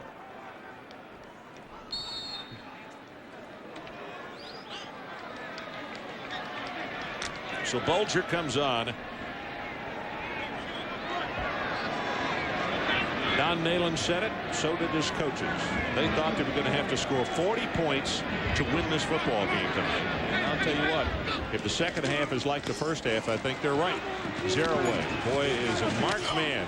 Can't go outside to the left, and he is still going to pick up yards. That's amazing. The little guy will take it to the 31-yard line. Polds defensively. Well, his role model, his idol is Barry Sanders, and he runs the same way. Now, he said in an interview with Adrian Karsten the other day, he says, I can't do the things that Barry Sanders does, but I try to mimic him a little bit in my running style. Well, a timeout has been called by Syracuse. 29 seconds left on the clock.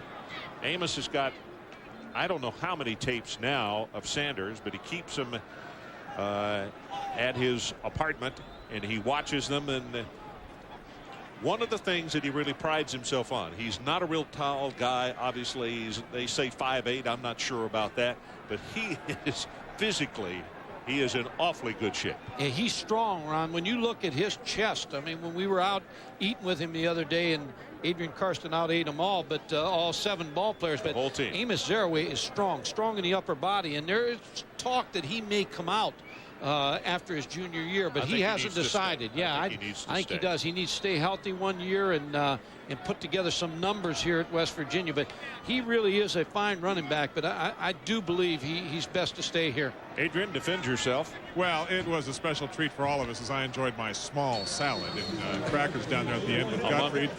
Amos sat right next to you, Ron, as we accepted an invitation from the senior captains. It wasn't an exclusive invitation. Our friends at ESPN2 and some of the other networks have done this, but fun to sit with Amos and the rest of the guys and talk to them off the football field. A special treat. It was. It's a nice idea that the captains started that a few years ago. Saunders, the intended receiver on that play. And they were impressive. It gives you a chance to sit and talk about other things other than football. But I told Don Nalen, I know you echoed it, and Adrian Karsten also, that he can be proud of the 7 players that we talked to, because they spoke very highly of the program. They're very highly of the coaches, very high of the school. I mean, they were just very positive, even after coming off 2 losses. They really believe in Don Nalen.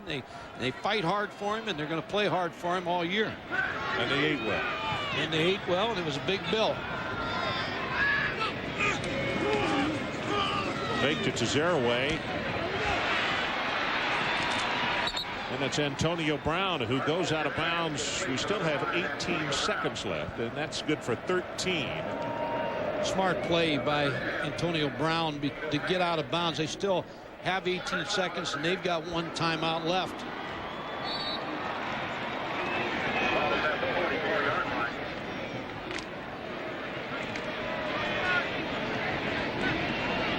Well, should they get into a situation of getting it close enough to go for the field goal, Taylor's longest is 52. They still got a distance to pick up here. Bulger going to go on top. And Syracuse in the prevent defense, it's picked off, but it was intercepted out of bounds. Ian McIntosh, I believe, number 2. Playing very deep, not letting anything get behind him.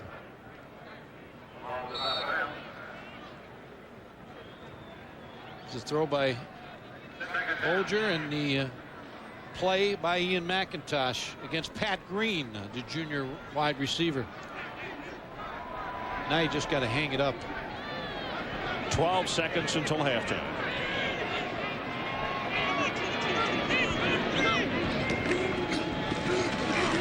Bulger deep over the middle, threw it behind him. Antonio Brown is who he wanted. Brown had gotten himself open, but Bulger a little off the mark there. Good pressure by Dwight Freeney, the freshman defensive lineman for Syracuse, number 54. He made sure Mark Bulger didn't have a lot of time to throw that football. So 3rd down and 8 seconds. That's what West Virginia has. They trail by 4, 21-17.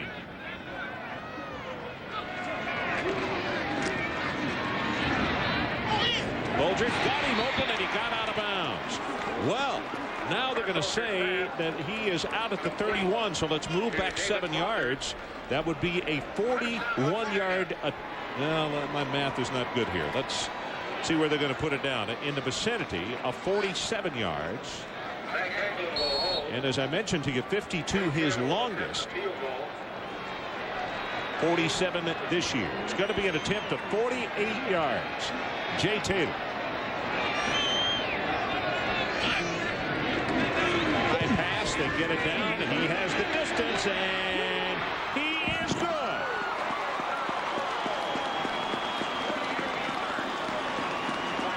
So Jay Taylor has got them standing and cheering here in Morgantown, West Virginia, as we are at halftime, and our score is Syracuse 21 and West Virginia 20.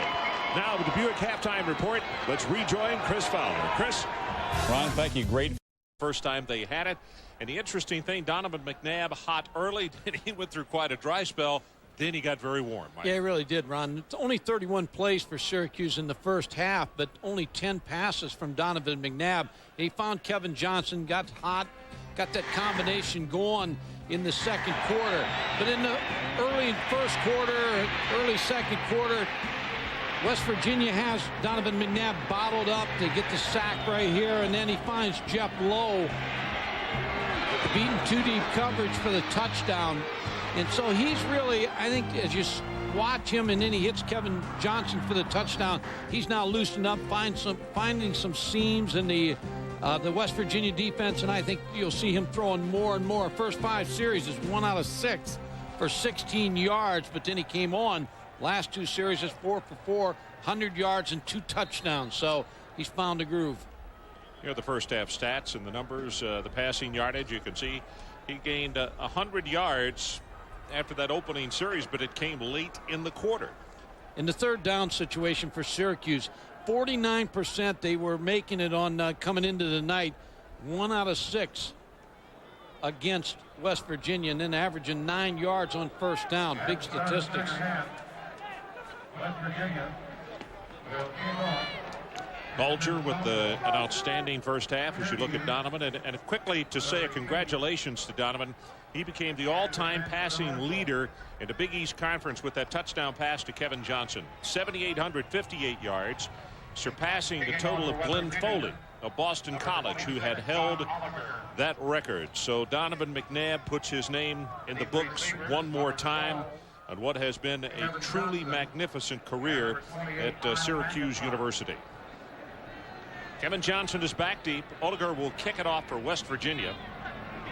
Also, Kyle McIntosh is back deep while West Virginia waits for one more person on the kickoff team to come out on the field.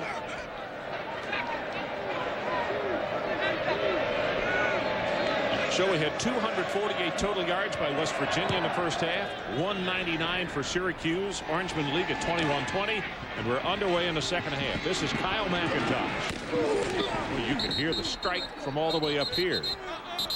And Adrian, let's go to you. Well, Ron, Coach Pasqualoni tells me that in reviewing their performance offensively in the first half, they move the ball when they move it faster. They've got to pick up the pace here in the second half. The balance, passes to runs, he's not too concerned about. He says, yes, our playbook is pretty thick and we're going to cut it down.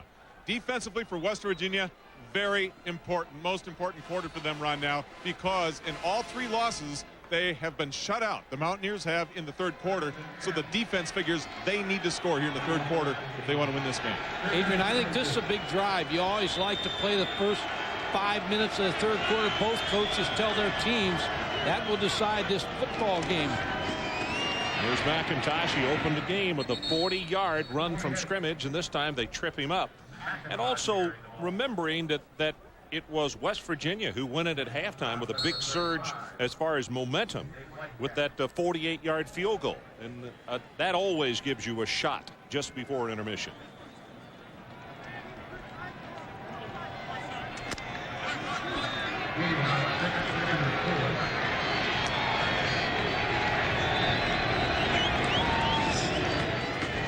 McIntosh again tries to bounce it outside, and Gary Stills is right there. Gary Stills, we said he got hurt against Ohio State, missed 4 games, and the coaches now say he's starting to round back in the shape that he started the football season with. Interesting that he's only played, I mean, it just happens this way, the games he's played in, have been the games they lost. He was not with the team in the games they won. Third down, and they need to take it to the 32. Syracuse 1 of 6 on the night. Blitz is on, got it complete to Johnson. Kevin Johnson with the first down at the 35, and it's Charlie Fisher defensively. Ron, just a nice job by Kevin Johnson. Again, a feel of where to curl up at. Motions, and then comes inside and just sits down to make that pass reception. Charlie Fisher makes the tackle.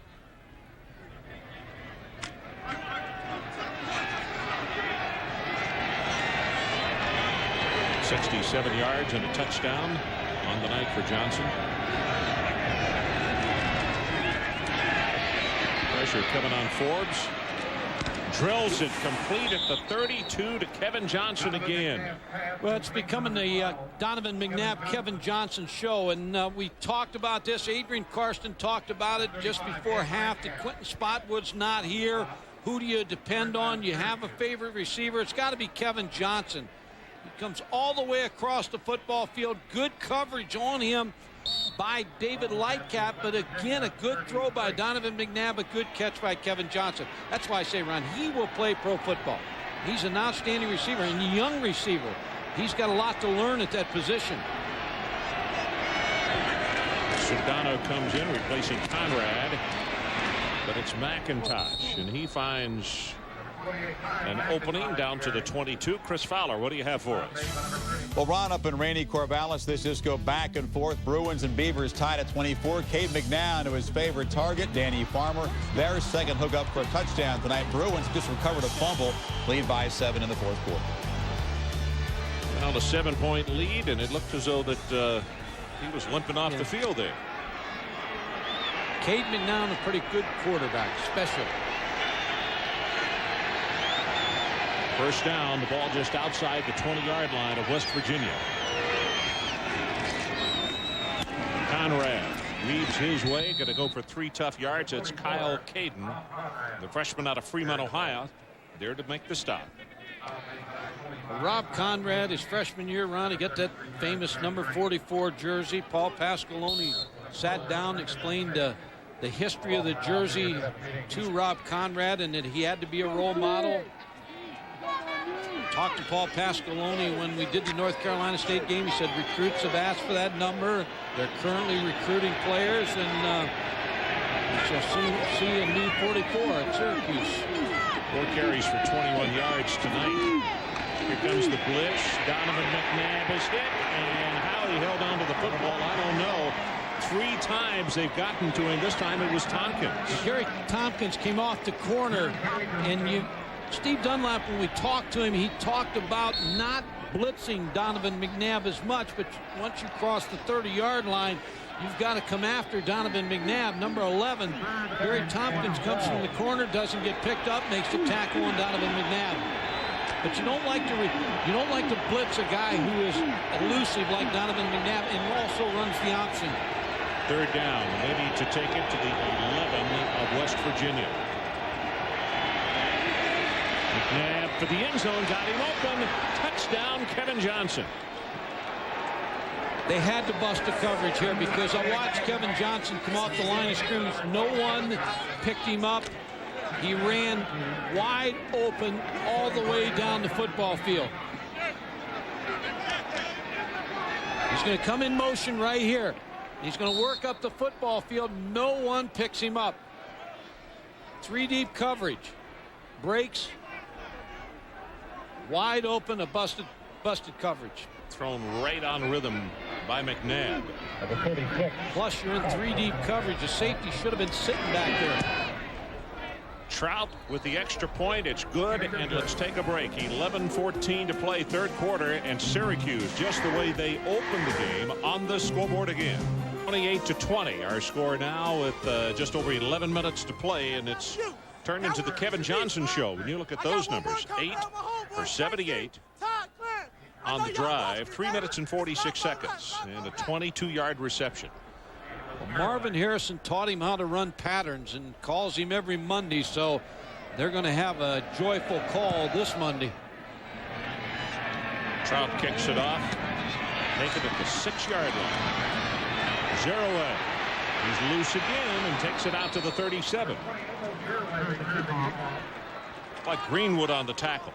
And Ron, just another thought on Bob Griffin, the wide receiver coach, Kevin Rogers, the offensive coordinator, the adjustments that they have made. That was an excellent drive in the first 5 minutes of this third quarter.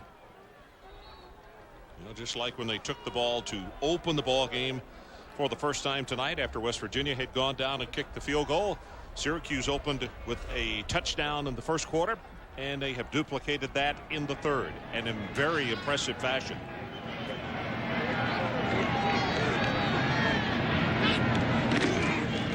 Pitch to Zerouet.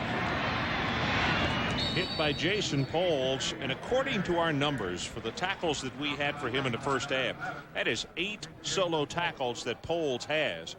And I'm having to say, in what I have seen so far, Poles is as good a safety as we've had on primetime this year. Well, he grew up wanting to be a quarterback at the University of Alabama, and he has really settled into this position. He didn't want anybody to say the reason Syracuse lost this year was because of the loss to Bucky Jones and Donovan Darius, so he's taking it upon himself.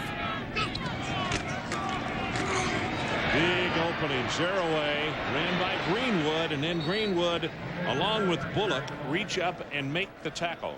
Chris Fowler, what do you have for us?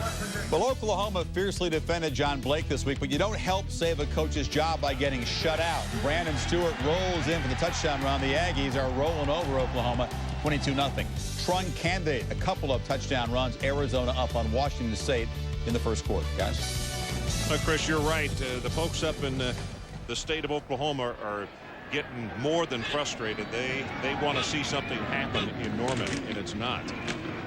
Zeroaway, nice move. He gave somebody just a dead hip at the 50-yard line and continued for 12 more yards after that. Bullock saved a touchdown. And Ron, that's his 18th carry, and when you go back to the first half, he had an excellent first half. He returned a kickoff up the football field and gave a couple moves and picked up good yardage and put West Virginia in a good field position. And then the Statue of Liberty came back and scored a touchdown with some good blocking by Eric DeGros and Brian Pucanis.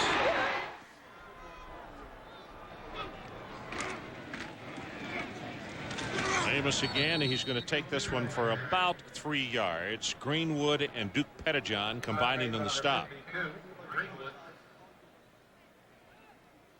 Just seems like he gets stronger as a running back. It's a big drive for West Virginia. Well, they've got to answer Syracuse. First time that he really has been close to 100% against Syracuse, and he's showing the Orangemen that he can be quite a force, and he's done it in a lot of different ways, as you could tell by those numbers.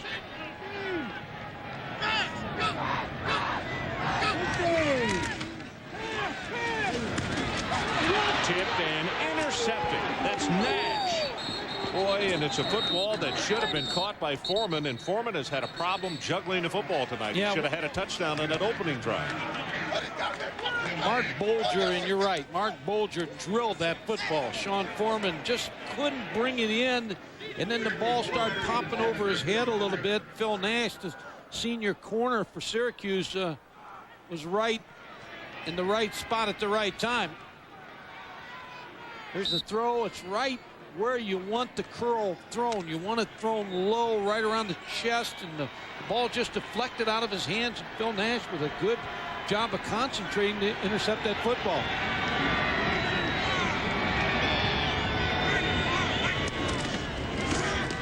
McNabb on the option, pitches it back to McIntosh, and he gets knocked down very hard by Scooter Davis.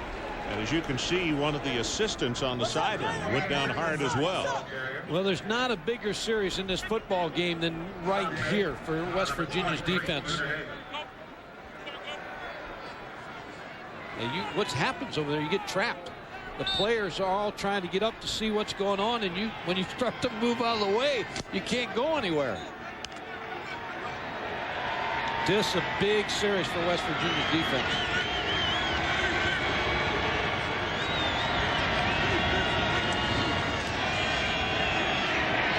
Look at Stills putting on pressure, goes deep, and it's underthrown.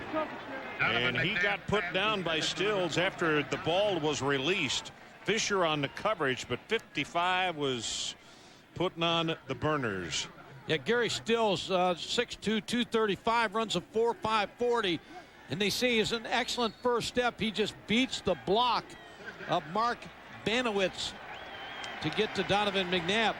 I thought Darrell Daniel was open on that play on a curl route, and Donovan chose to try to get the ball to Kevin Johnson. Third down. If they want to keep this one going, they got to take it out to the 43.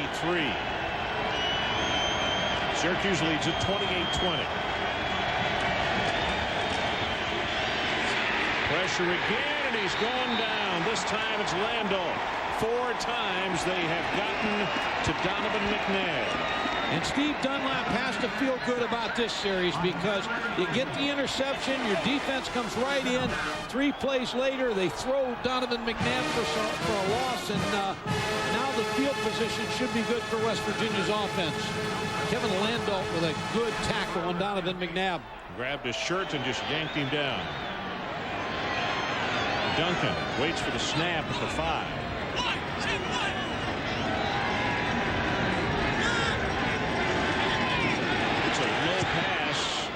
and not a good kick. Antonio Brown has it go off his hands and out of bounds. So no return, and the ball is dead at the 39-yard line. So we'll take a break. 7:50 left in the third quarter. 43-yard kick. And receiving attention on the sideline. Has an injury to, it would appear, his elbow. Pads are off, and whether this means that he's done for the night, not sure. And here's where he got hit on that pass that was intercepted just a moment ago. And you can see at that time that he's favoring the right arm.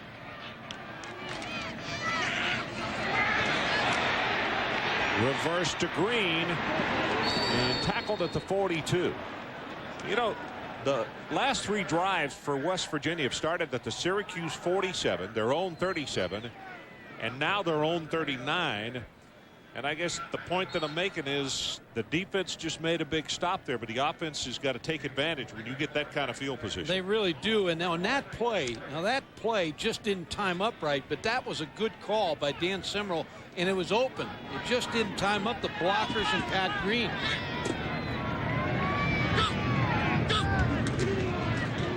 Zaraway, big opener. 5, 10, 15, and he'll have the first down just inside the 45-yard line. Chris Fowler, let's check with you again. Ron, the excitement keeps coming on Shake-Up Saturday. There's now Bedlam in Beaverland. Jonathan Smith.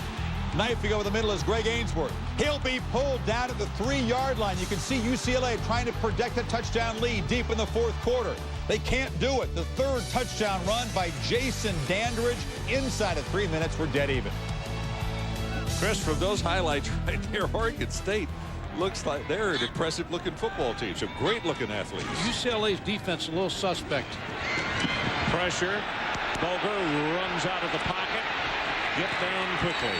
At the 30-yard line, it was Poles who was coming after him pell-mell. Well, when I was watching tape with Mark Bolger the other day and Dan Simrel, he told him, he said, at times, use your Major Harris legs, and referring to Major Harris, the quarterback here for West Virginia that did a good job for them. Mark Bolger, of course, not as fast as Major Harris. Dan Simrel making the calls. That's Dave McMichael, one of the best offensive line coaches around, sitting next to him.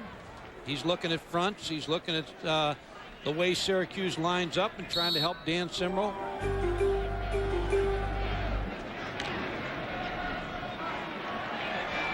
So here's the situation. It's first down at the 30-yard line. We've just gone under 6.5 minutes to play third quarter. Checking off right here, Ron. Straight ahead with the run. And Zaraway trying to break out of the pack. That's Freeney who held on to him. What Mark Bolger sees right here is he's looking for a couple different things, whether to run Amos Zaraway outside, whether to come out over here, or whether to throw the ball over here, but he decides on a trap up inside. There's the trap, and Amos Zaraway hits for a couple yards, but it looked like he missed the trap hole also.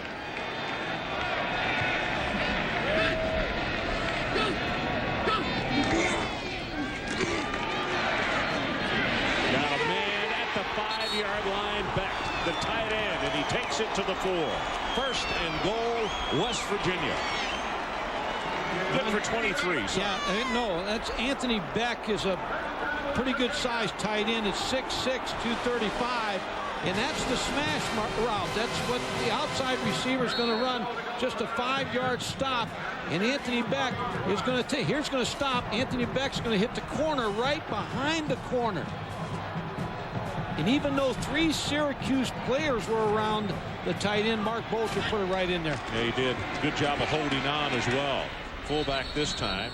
Green will take it maybe for a gain of 1. Coleman gets off the bottom. 52 Greenwood as well. Now, also Bullock is around. Excuse me. I was going to say now Dan Simrel's worried, Ron, about what play is going to get them in the end zone, but he has to be ready for a 2-point play immediately after they score the touchdown. So that's why all the coaches are talking on that headset right now, trying to help him and preparing for the 2-point play that they practiced this week. 2nd and goal. Pitch to Zeraway. Brings it back into the middle. He's at the 2. At the 1. Touchdown, Amos.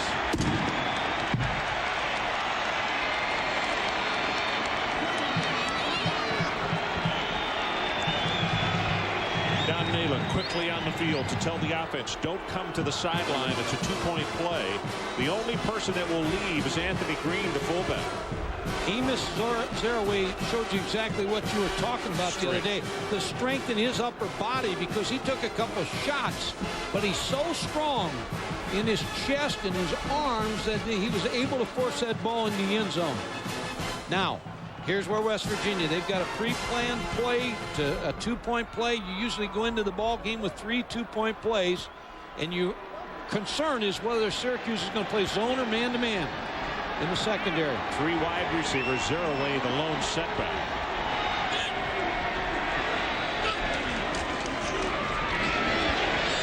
Fade route. He got it. Pat Green with the 2-point conversion. We are tied.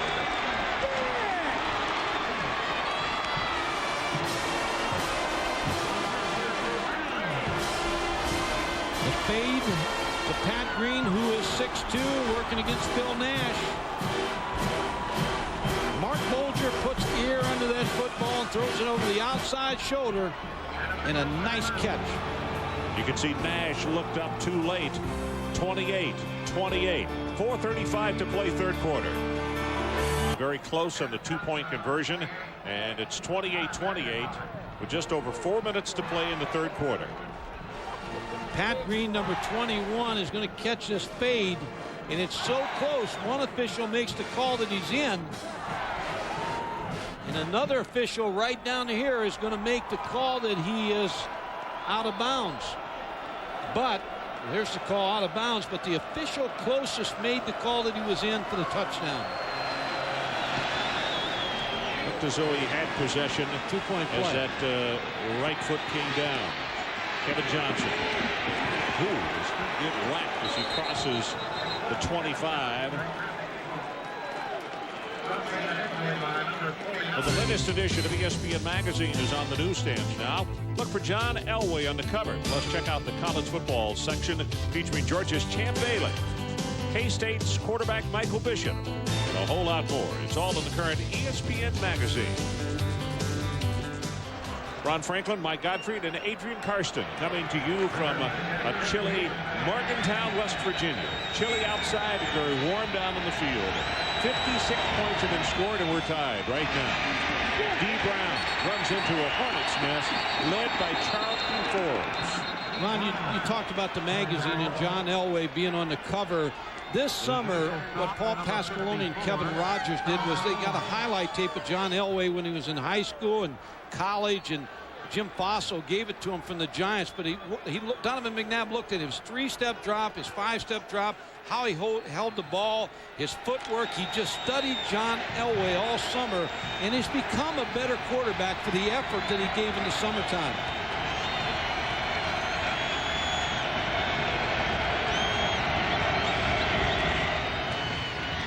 Quick out pass, Kevin Johnson. That's right out of the playbook of West Virginia, right out of the playbook of Marshall.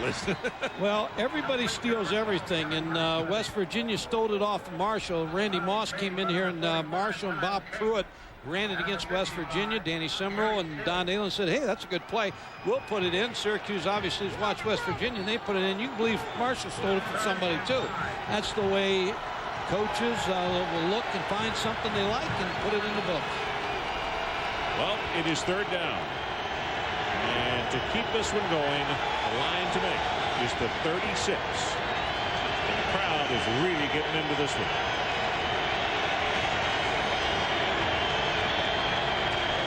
Blitz right up the middle. Forbes going to his left, and he throws it complete. I mean, Maurice Jackson got just a zinger, frozen right to it.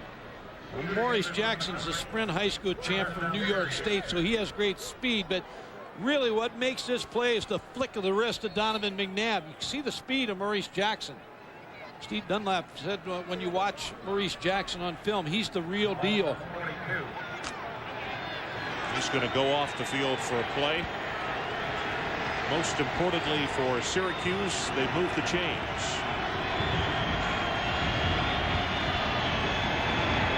Kevin Johnson in motion. Sings it to him at the 40-yard line and forced out of bounds by Sensabaugh after picking up a couple of more yards, and it's over midfield. And we talked about Donovan McNabb on the open run, and you said about maybe doesn't get as much respect as he should as a quarterback, but I think the respect should come for him as a passer. Coming into this game is 108, 159, 15 touchdowns, only 2 interceptions. He's an accurate quarterback. He can throw the ball, and he's got good velocity on the football. The option, fakes the pitch, going to hold on to it. 35 and finally pushed out of bounds around the 31.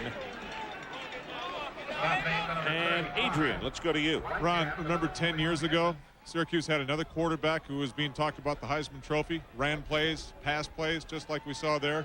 Donnie McPherson. And Paul Pasqualoni tells us if you look into the eyes of McNabb, you can see the same kind of thing that you saw from McPherson. Not the same kind of quarterbacks, not identical, but the same leadership qualities. They make things happen. Right. Well, this young man right here, of course, he gave up basketball a couple of years ago, but really a complete athlete. Gets this one away to Johnson. And he's going to be tackled at around the 25. Interesting in talking with one of the scouts about Donovan McNabb here this week. And he said he really thought he was smart to have waited a year because, as he put it, they thought last year that he probably would have been no higher than a third-round pick. That after staying this year with the maturity and everything that has happened, that he will be a first-round pick. Well, as I told you, I think he's going to be a first-rounder, but if you talk to all those scouts, there's 65 first-round draft choices right now, but Donovan McNabb is a #1 draft choice. I agree with you. A first round. Yeah, without a doubt. This is Conrad, big opening, and he goes inside the 20. Let's go back to Chris Fowler. Chris? Tie game in Corvallis. Bruins fail on 3rd and 1, so on comes the struggling Chris Saylor. 4 of 13 on the year, 1 of 3 tonight, but he knocks it through. Minute 16 to play. Bruins up by 3. Well, there's a team that scores a lot of points, too. Yeah. 34-31. You surprised it was raining in Corvallis? No.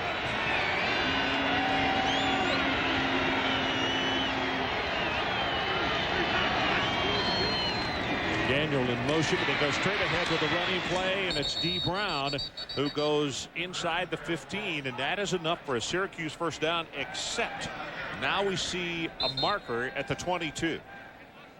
It's going to be offside. Defense, it looks like, Mike. Yeah, when you get one on that side and the balls ran away, it's offside. Ron, we talk about Donovan McNabb, and he has had an outstanding ball game, an outstanding career. I can remember being up at Syracuse after about the 3rd week of the season, and they were talking about that you only got so many more opportunities to see him play in a Syracuse uniform. He has really been a treat for the people up in Syracuse to watch play. He just gets better and better. And when you look at this night, remember the name of Kevin Johnson, because he has been the big playmaker along with Donovan McNabb. Well, Conrad, the ball carrier. Zoe got the feet crossed up there, and Rob went down. So they're going to spot it at the 15. It's a loss of about 1.5 yards. And that is the end of the 3rd quarter. So let's take a timeout with our score. West Virginia 28 and Syracuse 28. Now we'll call it a long 11. McIntosh and Conrad behind McNabb.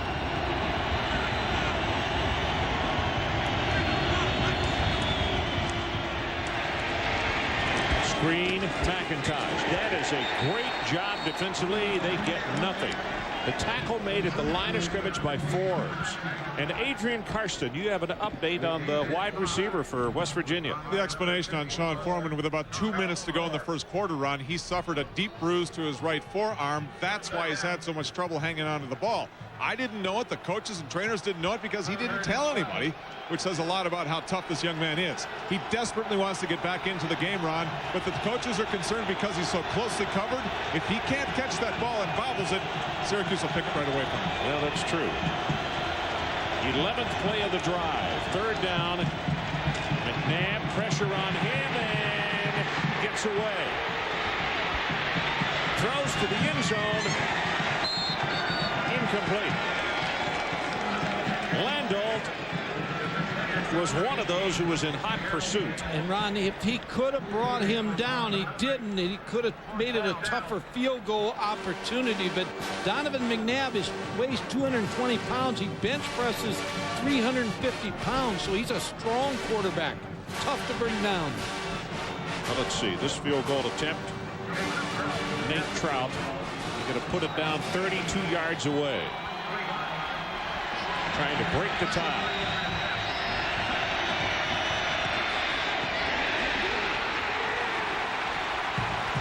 The crowd tells the story.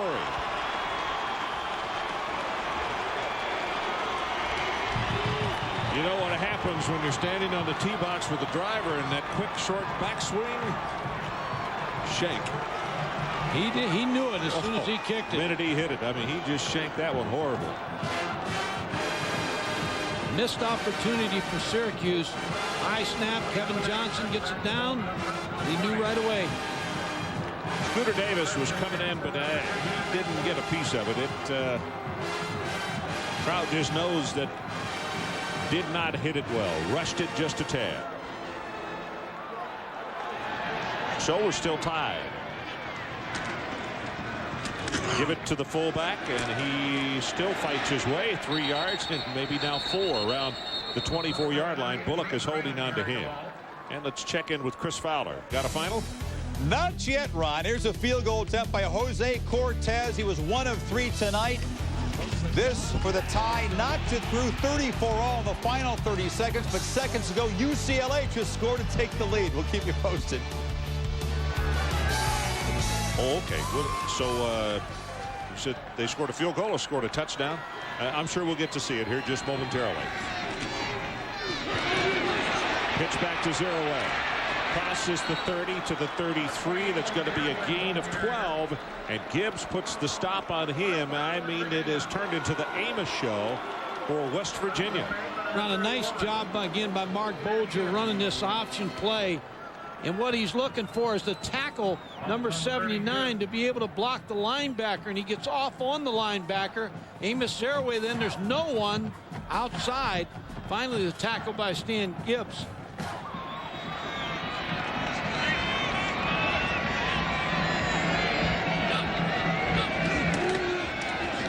Zerouet cuts it back. 35 at the 40. And Zerouet is down, and that is a gain of like 10 yards. So 12 yards and then 10. Now let's go back to Chris. All precincts reporting.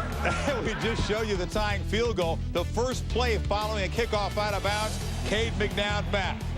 Looking for the little used Brad Melsby. How do you get wide open like that in a tie game in the final 30 seconds? Somehow the Bruins keep finding a way. Looks like the first guy out to practice. That's amazing. Going to be some horse people in Corvallis tomorrow.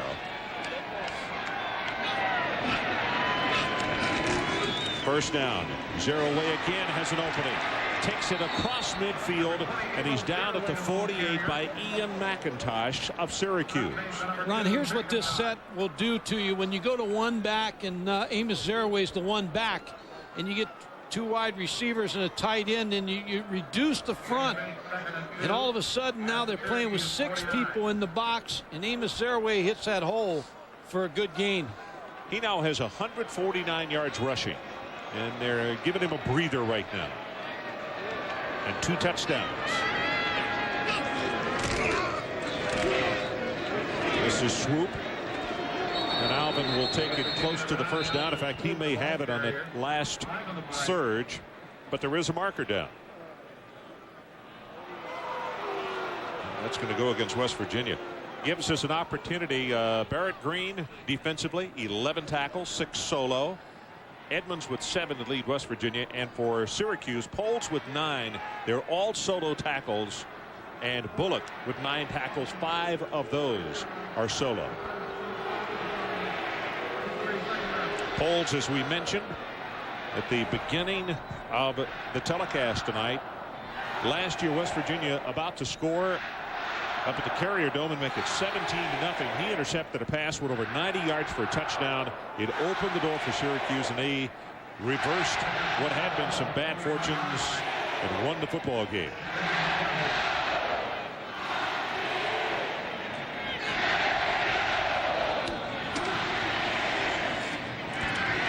Bulger gets it away and just a tad overthrown. Ivy had a step, but he couldn't just drop it in exactly where he wanted. As you look at George DeLeon, George, his background is in defense, but he was the offensive coordinator. Offensive coordinator for a long time. Decided to go to the Chargers as the offensive line coach. Opening became available back at Syracuse, and he took over the defensive coordinator job. Last time he was the defensive coordinator or coach was at Rutgers.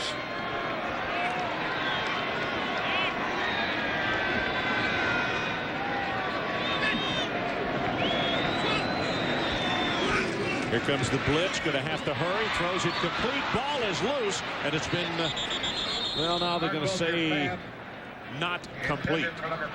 And we just showed, very fortunate. Yeah, we just showed George DeLeon, and when you got 3rd and long and you blitz, sometimes you want the ball thrown quickly so that they don't get enough yardage for the first down, and that's what they forced Mark Bulger to do with that blitz to Antonio Brown.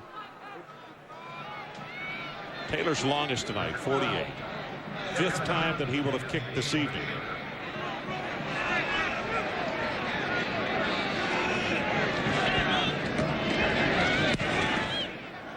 Good coverage kick. Spirals get a turnover, and a very clear signal for the fair catch by Kevin Johnson. Made at the 20-yard line. So we'll take a break following that 39-yard kick. We're still tied at 28. That building was built in 1918, and in fact it's part of the National Registry of Historic Places. Mike Tirico probably spent a lot of time in there when he was going to school. The psychology department? Yeah. Reading. Of course, you know, but why would he have commuted? He went to Syracuse. That's a good point. You know, I guess he'll do anything for frequent flyer. Yeah, that's right. McIntosh behind that big offensive line, and he'll take it forward for about 4 yards. You know, the thing about Kyle at only 5'8", when you look, that time he's running behind Bowen and Kiernan and O'Donnell, and all of those guys are at least 7-8 inches taller than he is. Look in the huddle. McIntosh he just disappears among that offensive line. Well, that's but why that can that's be what he positive likes. Also, that's right. He can hide, and all of a sudden, pow, he's gone by you.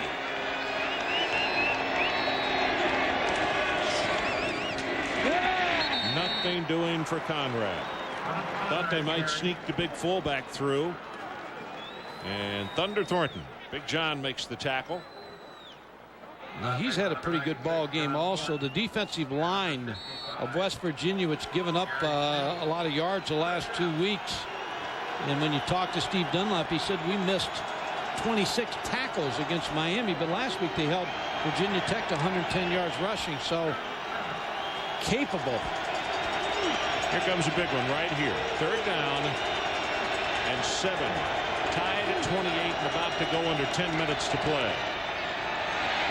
McNabb going long and just overthrown, looking for Darrell Daniel.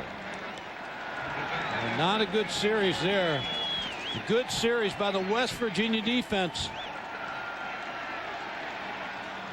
Both defenses tightening up, Ron. Steve Dunlap studied the Pittsburgh Steelers defensive scheme, put a lot of zone blitzes in here, West Virginia. Antonio Brown looking at Doug Duncan.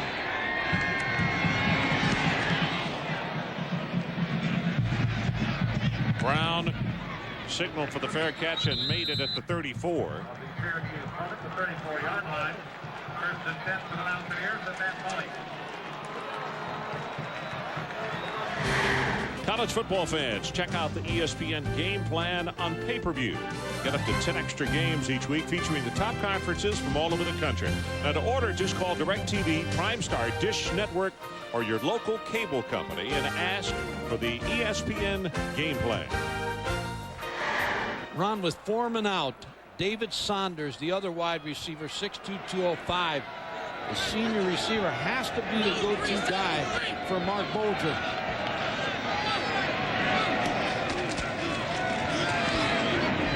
Throw back into the boundary, and that's going to be complete to Saunders, and I believe enough for the first down. Chris Fowler, let's check with you. Well, Ron, finally, all precincts have reported in Corvallis. The last gasp for the Beavers here. Jonathan Smith down by a touchdown after the shocking Bruins score, but it's picked off by Larry Atkins. UCLA has struggled now with teams that are 1-12 combined in their conference last couple weeks. 41-34. 74 points, Mike. I thought we had a lot here with 56. Well, that's a concern of UCLA. Their defense gives up a lot of points. You know, their offense scores a lot. And they've got an excellent quarterback in Cade McNown, but they give up a lot of points. As you can see, they brought in the change. It's enough for the first down. Paul Pasqualone with a furrowed brow because this one is far from over. And right now it's 28 apiece. They're in a fight right here. And again, with Foreman out, you see him on the sideline. Saunders, who made that last catch, becomes the guy that Mark Bulger has to look for. He's the most experienced receiver.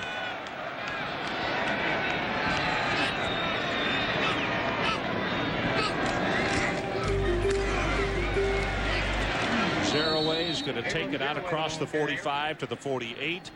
And I would remind you that Amos on Saturday nights on ESPN has been extremely effective. In fact, the first time we saw him, we were still learning how to pronounce his name. It was against Pittsburgh 3 years ago. The first time he touched the ball, he was 69 yards from scrimmage for a touchdown. And we had an idea then that the man that had broken Jimmy Brown's high school record was going to be pretty good. He's going to be special. 26 carries tonight. Danny Simrol, the offensive coordinator, said we've got to get him the ball 25 to 30 times. He's right on course. They bring the blitz and the pass. He is caught. Did he step out of bounds too quickly? Nope. Did not. Saunders right at the first down marker. Ian McIntosh was there to push him out of bounds. And they're working away from three wide receivers to the field. Mark Bulger, a little fake to hold the linebackers. And David Saunders, the big play receiver now for West Virginia, makes another first down catch, maybe. And in case you just joined us and you're familiar with these ball clubs, Sean Foreman with an injury to his forearm. And in fact, we had alluded to a couple of times in the ball game that he had bobbled or dropped the ball most un-Foreman-like. He has put his pads back on, but they have not allowed him to go back out on the field. He's wanting to come in the ball game. No, and they miss him. And yeah. The coaches will tell you that Mark Bulger looks for Sean Foreman. Well, Sean Foreman's gone. So who to pick up the pace better than his other senior receiver, Saunders? So here's the situation. 8:59 left in our ball game. 28-28 as you look into the eyes of Sean Foreman. And it's a first down for his teammates. Bulger going to have to hurry, and he will not get away from Greenwood. Second time that they have gotten to Bulger tonight. Marlon Greenwood is a heck of a player, and all week coaches from West Virginia preached about that they thought he was one of the best players on the defensive side of the ball for Syracuse. Plays right over the tight end. A dangerous hit right there because Greenwood had him low and Simpkins came free. That was a tough double team tackle for him to take. Greenwood now with 7 tackles on the night. Option play to pitch to Zaraway.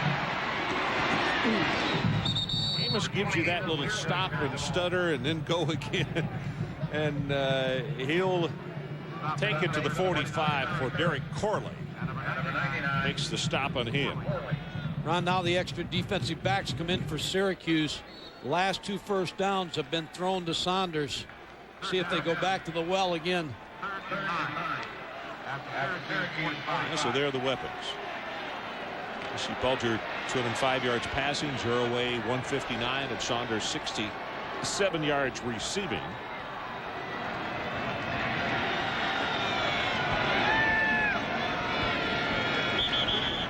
And Bulger wants a timeout. 7:31 left in the ball game. 2 timeouts left for West Virginia. We'll be right back.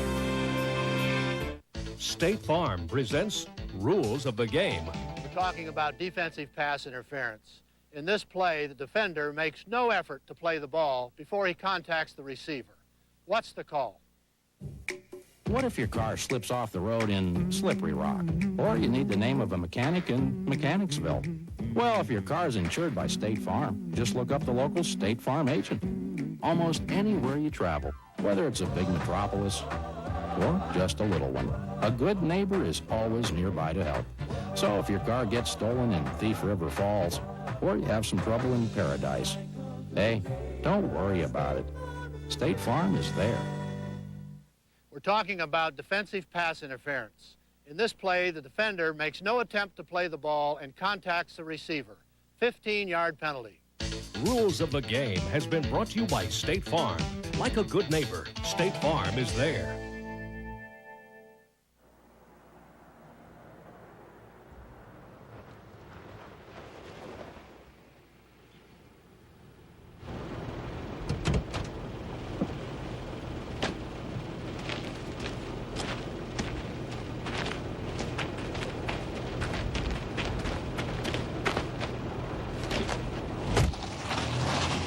Honda recommends you rotate every 7,500 miles. The Bruising Badgers, led by Ron Dane, going up against A-Train and the Michigan Wolverines. College game day at 11, followed by Wisconsin versus Michigan at noon. Next Saturday on ESPN. Well, we are back. As we mentioned, West Virginia still has 2 timeouts left. During the huddle on the sideline, I thought Foreman was trying to, he not only was in the huddle, I thought he was trying to sneak back out on the field beyond the coaches. Well, he was voted captain his last year and this year, so he's well thought of by the other players. So he's just trying to be a part of this game now that he can't play. Here comes the blitz.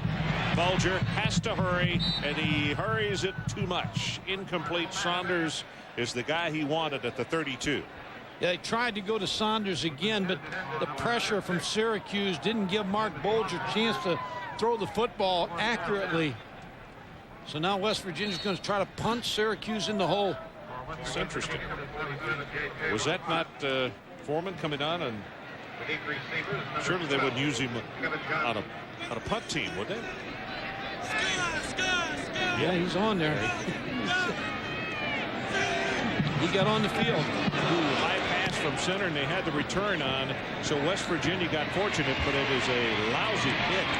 And Kevin Johnson is going to take it across the 30 to the 32.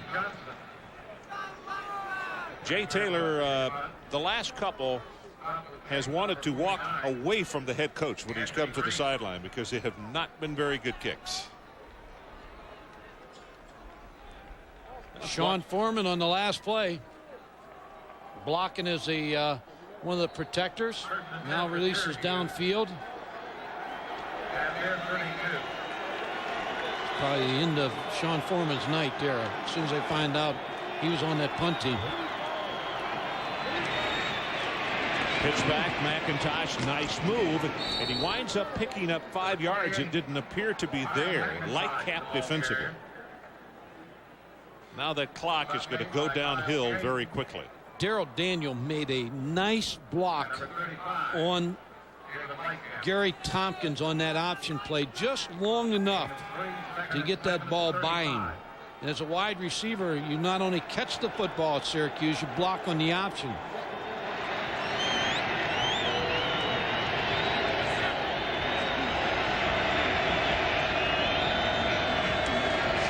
Second down, a quick out pass, and there's Johnson up the sideline. It'll be forced out by Chris Edmonds, but that is a deadly play because he catches it behind the line, which means you can block beyond the line of scrimmage. And Darrell Daniel again with another block. And what you teach the wide receiver that's going to block on that play is to attack the outside hip of the corner that's covering you. just raises up and throws the football. Kevin Johnson, there's the block by Darrell Daniel. And a first down. Kevin Johnson's just had an awesome night. Yeah, he has.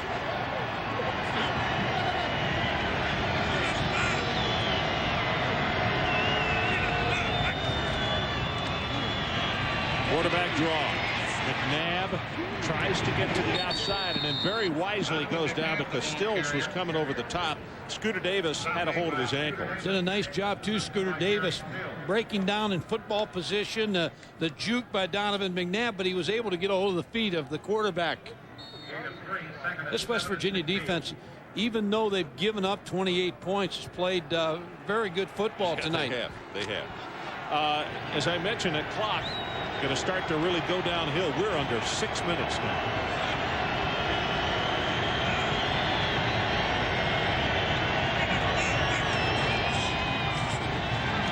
And going on top, and he's got his man. Inside the 20 is Kevin Johnson. Well, I'll tell you what, you go back to the first, I guess it was the first part of the second quarter, and Donovan McNabb had 16 yards, and ever since then, Kevin Johnson has turned it on. He gets away from Scooter Davis, good move at the line of scrimmage, and the throw was right on the money. I started to say he didn't have to break stride. No. He didn't have to speed up. He had to do nothing but just accept it. 11 catches. Wow. Career high, 196 yards, first down inside the 20. Here comes the option, and McNabb faked the pitch, and he's going to be tackled at the line of scrimmage by Forbes. And Ron, when you talk about Kevin Johnson, as far as the pro football scouts, he holds on extra points and field goals. He returns kicks. He's a former quarterback, so he can throw a pass, which he's done this year for Syracuse on several occasions. So he brings a lot with him in that uniform. I'm sure that Paul Pasqualoni would not only like to get in the end zone here, but I'm sure if he had his druthers, he'd take some more time off this clock as well. About to go under 5 minutes left in our ball game. 28-28. Got his man. Touchdown, Darrell Daniel. No, they say he trapped it off the turf. Oh, my goodness. He just ran by Scooter Davis. Now, Darrell Daniels had a pretty good night blocking, but on this play, he got behind Scooter Davis. And Donovan McNabb led him perfectly. Let's see what happens at the end of this play. Ball thrown well. Now, went right through his hands. Good call. Great call. Scooter Davis is glad that that's the way that worked out. Third down, you can see that they are 4 of 12 at third down conversions tonight.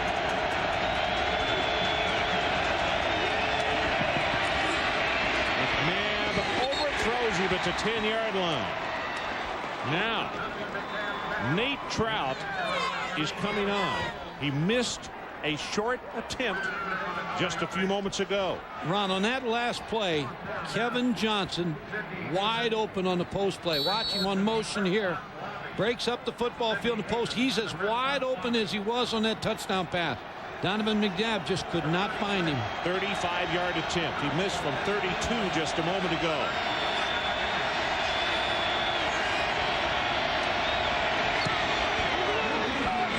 And he has missed another one. Unbelievable.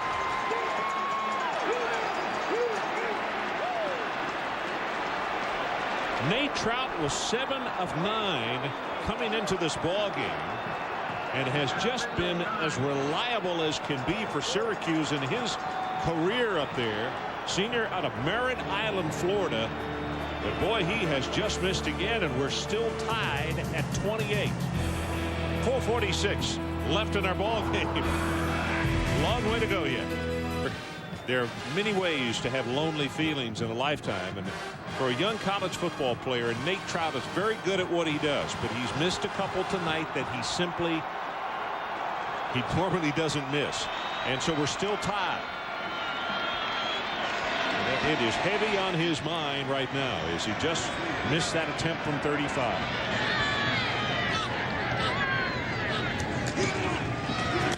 Here's Zeraway. Cuts it back up into the middle. Puts a head down. Ball is loose. Kicked by Syracuse. No possession by the Orangemen. It'll stay with West Virginia. And the official got knocked down there. Everybody was going for that football.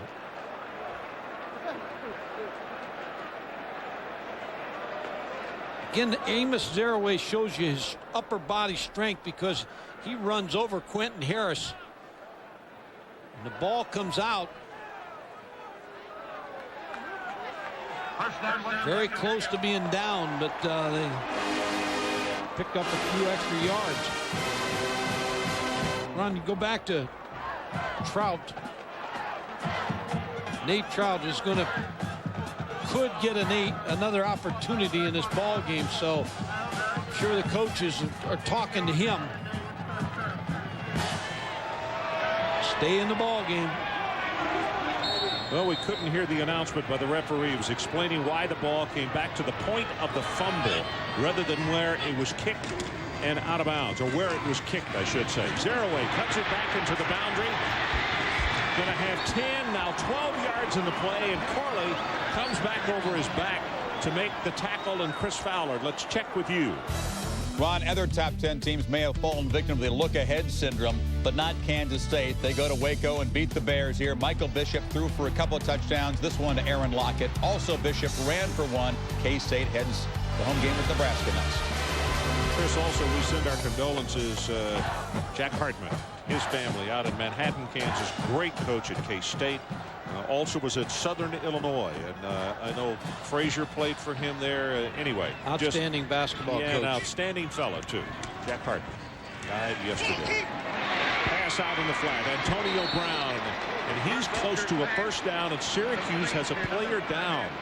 Phil Nash, who came up to make the tackle, and Phil, well, he is now moving, but he had not a moment ago, and a second player is down in the secondary. Keith Bullock. Yeah, Keith Bullock, one of the linebackers.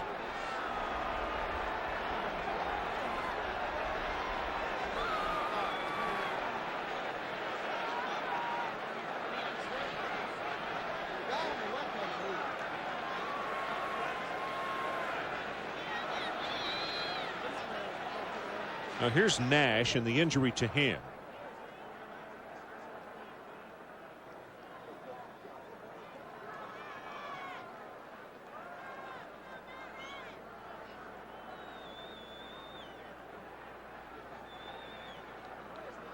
And then Bullock goes spinning over the top of the play. Looked like he got kicked in the ankle. So Paul Pasqualoni, as if he didn't already have enough on his mind, he's got two of his starters on defense still down in the field, and the opposition driving in a tie game.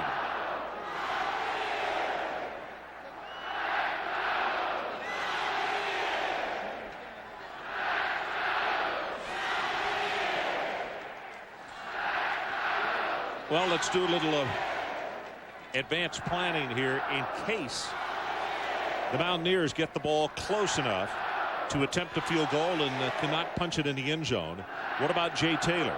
Well, this year he is 6 of 8 coming into this ball game tonight, and his longest is 47 yards, and that came against Ohio State.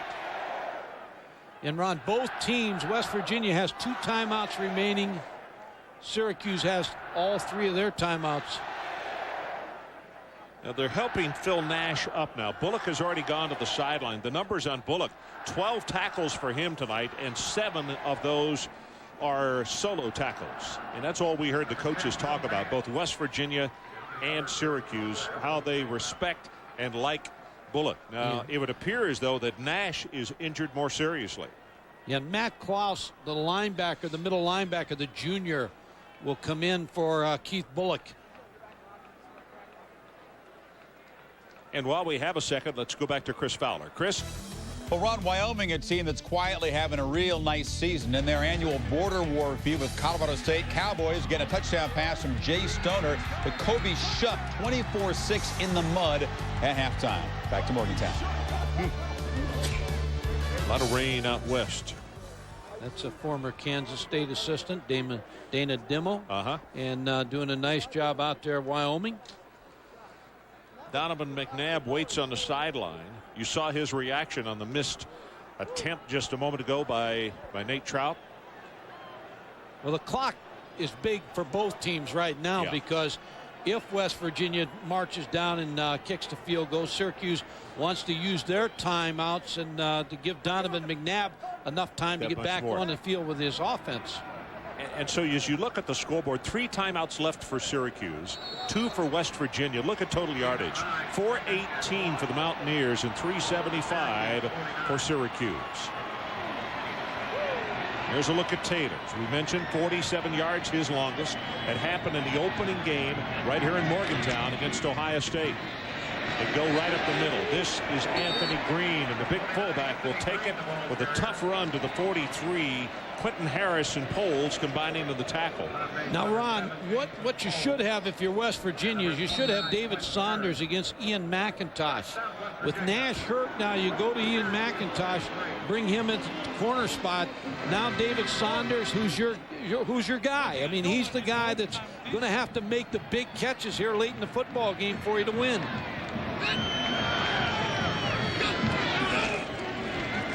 Play action. He's got a man wide open at the 15, 10, 5. Touchdown, David Saunders.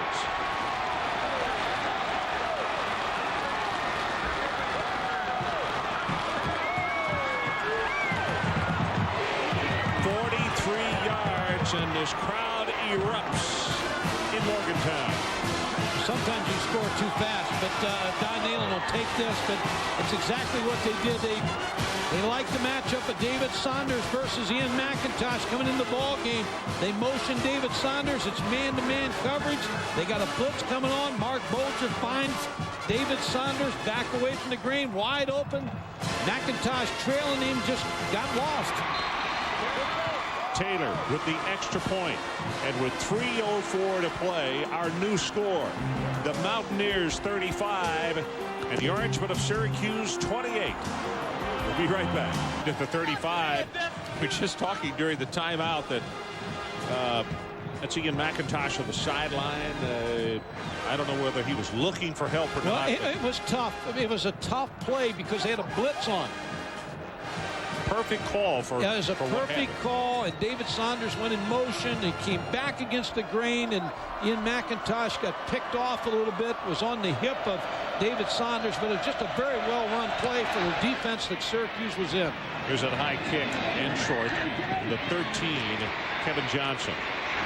Kevin Johnson, and he's loose at the 50-yard line, cuts it back, and is going to be tackled at the 35. And what I started to say a moment ago is that we talked during the timeout, this game's a long way from being over. That is a 52-yard return. Ron, Kevin Johnson just had a tremendous football game. Continues to put his team in a position to win this game. Let's take a look at the touchdown. Dan Simrell with the call. Mark Bolger, he knows, he sees David Saunders, one of the graduate assistants, pointing to him. See the reaction. A good call by Danny Simrell. Used to be the head coach at Toledo, an outstanding offensive coach.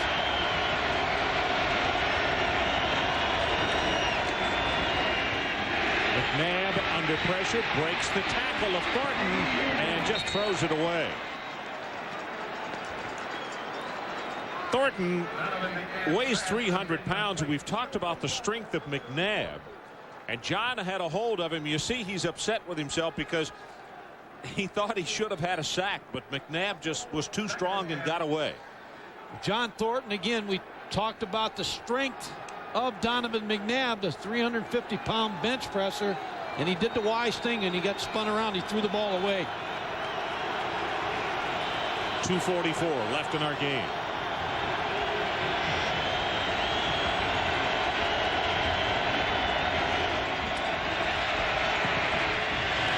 Got him open at the 25. Inside the 20-yard line is Darrell Daniel, the senior out of Lancaster, Pennsylvania.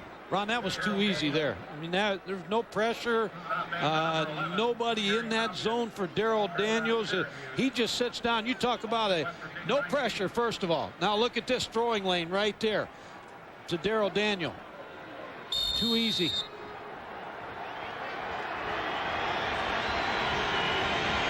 First down, Syracuse at the 19. 16 of 27, 281 yards for McNabb. As this running play is going to go for short yardage as Forbes defensively puts the stop on Conrad. That play was called to keep West Virginia honest and to maybe slip the fullback through. Rob Conrad, everybody figures you're going to throw with 2:06 to go on the clock and you try to sneak the fullback through, but he just tripped. Steve Dunlap calling those defenses. Kevin Rogers on the other side making the offensive calls for Paul Pasqualoni.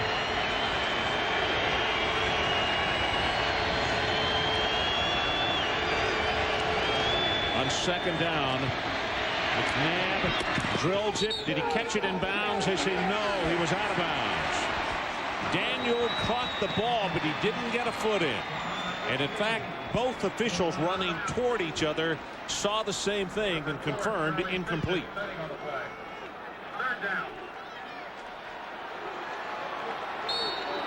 And they're exactly right. Toe may have been out. Yeah, foot came down on the line right there. So it's third down. Size 8, he'd have been in. 4 of 13 on third down conversions. They have missed the last 3, but they're 4-down territory here. Remember Daniel on the curl. They hit him just a couple plays ago. Ford, gotta be sacked. McNabb caught by Landoff.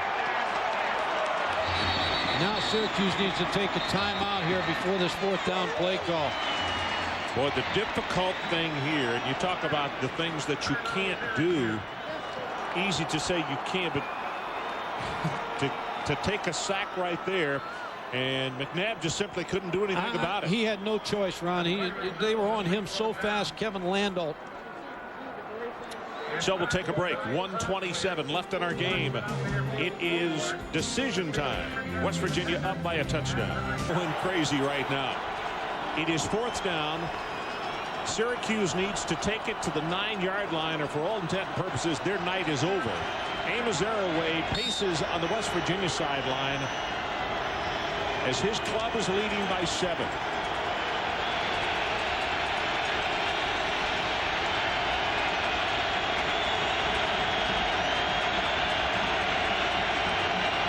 McNabb looks at a blitz, goes to the end zone. He had him open and he missed him.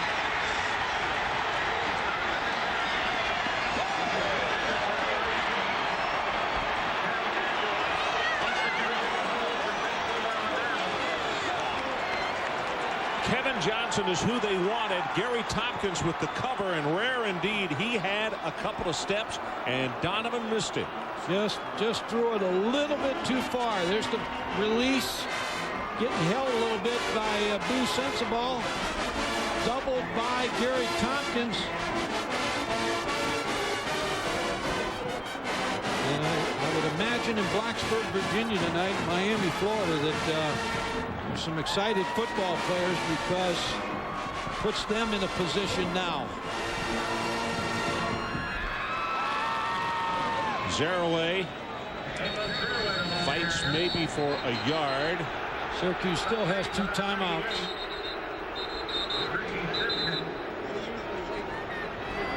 .112 showing on the clock. And a timeout called by Syracuse. They still have 1 left. Coming up on Thursday, the biggest little quarterback in the ACC, Georgia Tech's Joe Hamilton tries to light up the Southern skies. It's the Yellow Jackets in the hunt for the conference title, taking on Clemson. Our coverage begins 7:30 Eastern with Thursday game night, presented by Coors Light, right here on ESPN. Joe Hamilton is an outstanding quarterback. He does a lot for George O'Leary and that offensive football team. Looking at Charles Fisher there and some of those other defensive players, Sensabaugh as well, and Tompkins. This defense has been much maligned the last couple of weeks, but they are kind of pounding their chest right now, and in 1 minute and 12 seconds they can do it even louder. Well, I think Don Nalen got their attention in a meeting and talked about how he felt he needed to respond in this ball game, and they've given Don Nalen a great effort tonight, and a nice job by Don Nalen and his staff getting this ball club back. Zero-away, cuts it back into the middle. Has 5 and very close to 10 yards. They call a timeout to stop the clock, and they got him down at the 30. So it's going to be third, about a yard and a half. Ron, just to echo on Don Nalen, I can't believe you talk about sometimes getting a little spoiled. He has done a great job here, and took a little flack in the papers around here this week, which I can't understand and you can't believe. Winningest coach here has taken him to many bowl games, championships, and this ball club, and he talked about this. He said the expectations, this ball club was high, but it was expectations somebody else put on them. But they knew they had trouble on defense. And on top of all that, he's a very classy guy. Tonight's piece of players of the game from Syracuse. Kevin Johnson, career high, 11 catches, 196 yards. And from West Virginia, Amos Zaraway, 31 rushes, 189 yards, and 2 touchdowns. And as part of their continuing effort to further the development of amateur athletics, Visa proud to donate $1,000 on behalf of these athletes to their school's General Scholarship Fund.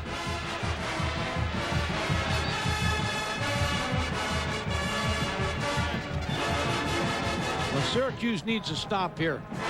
They can't stop the clock anymore, but they can force West Virginia to punt the football.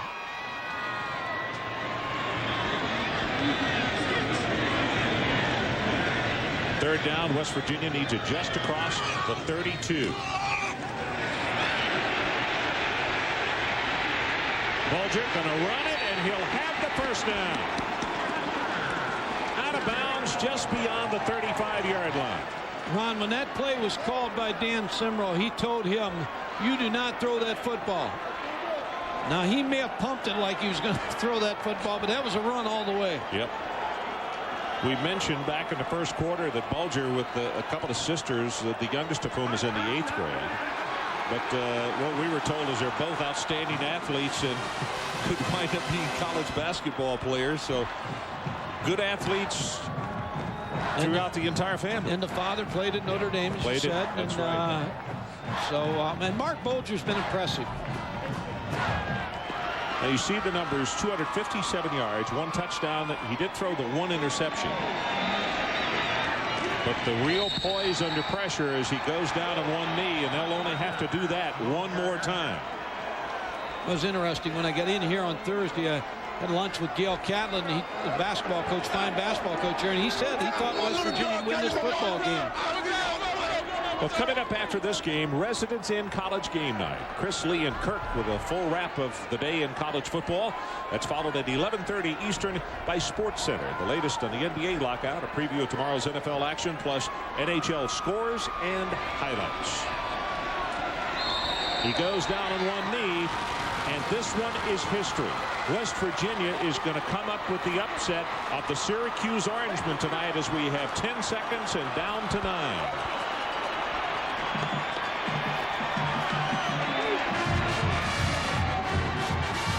Don Nalen and the Mountaineers of West Virginia, as the horn sounds, get the win over Syracuse tonight. With their final score, 35-28. Stay tuned for Residents in College Game Night coming up next. And join us next Saturday for the SEC as Georgia takes on Auburn at 7:30 Eastern. For Mike Gottfried, Adrian Karsten, and our entire ESPN crew, I'm Ron Franklin. This has been a presentation of ESPN, the worldwide leader in sports. Now let's join Chris Fowler with College Game Night.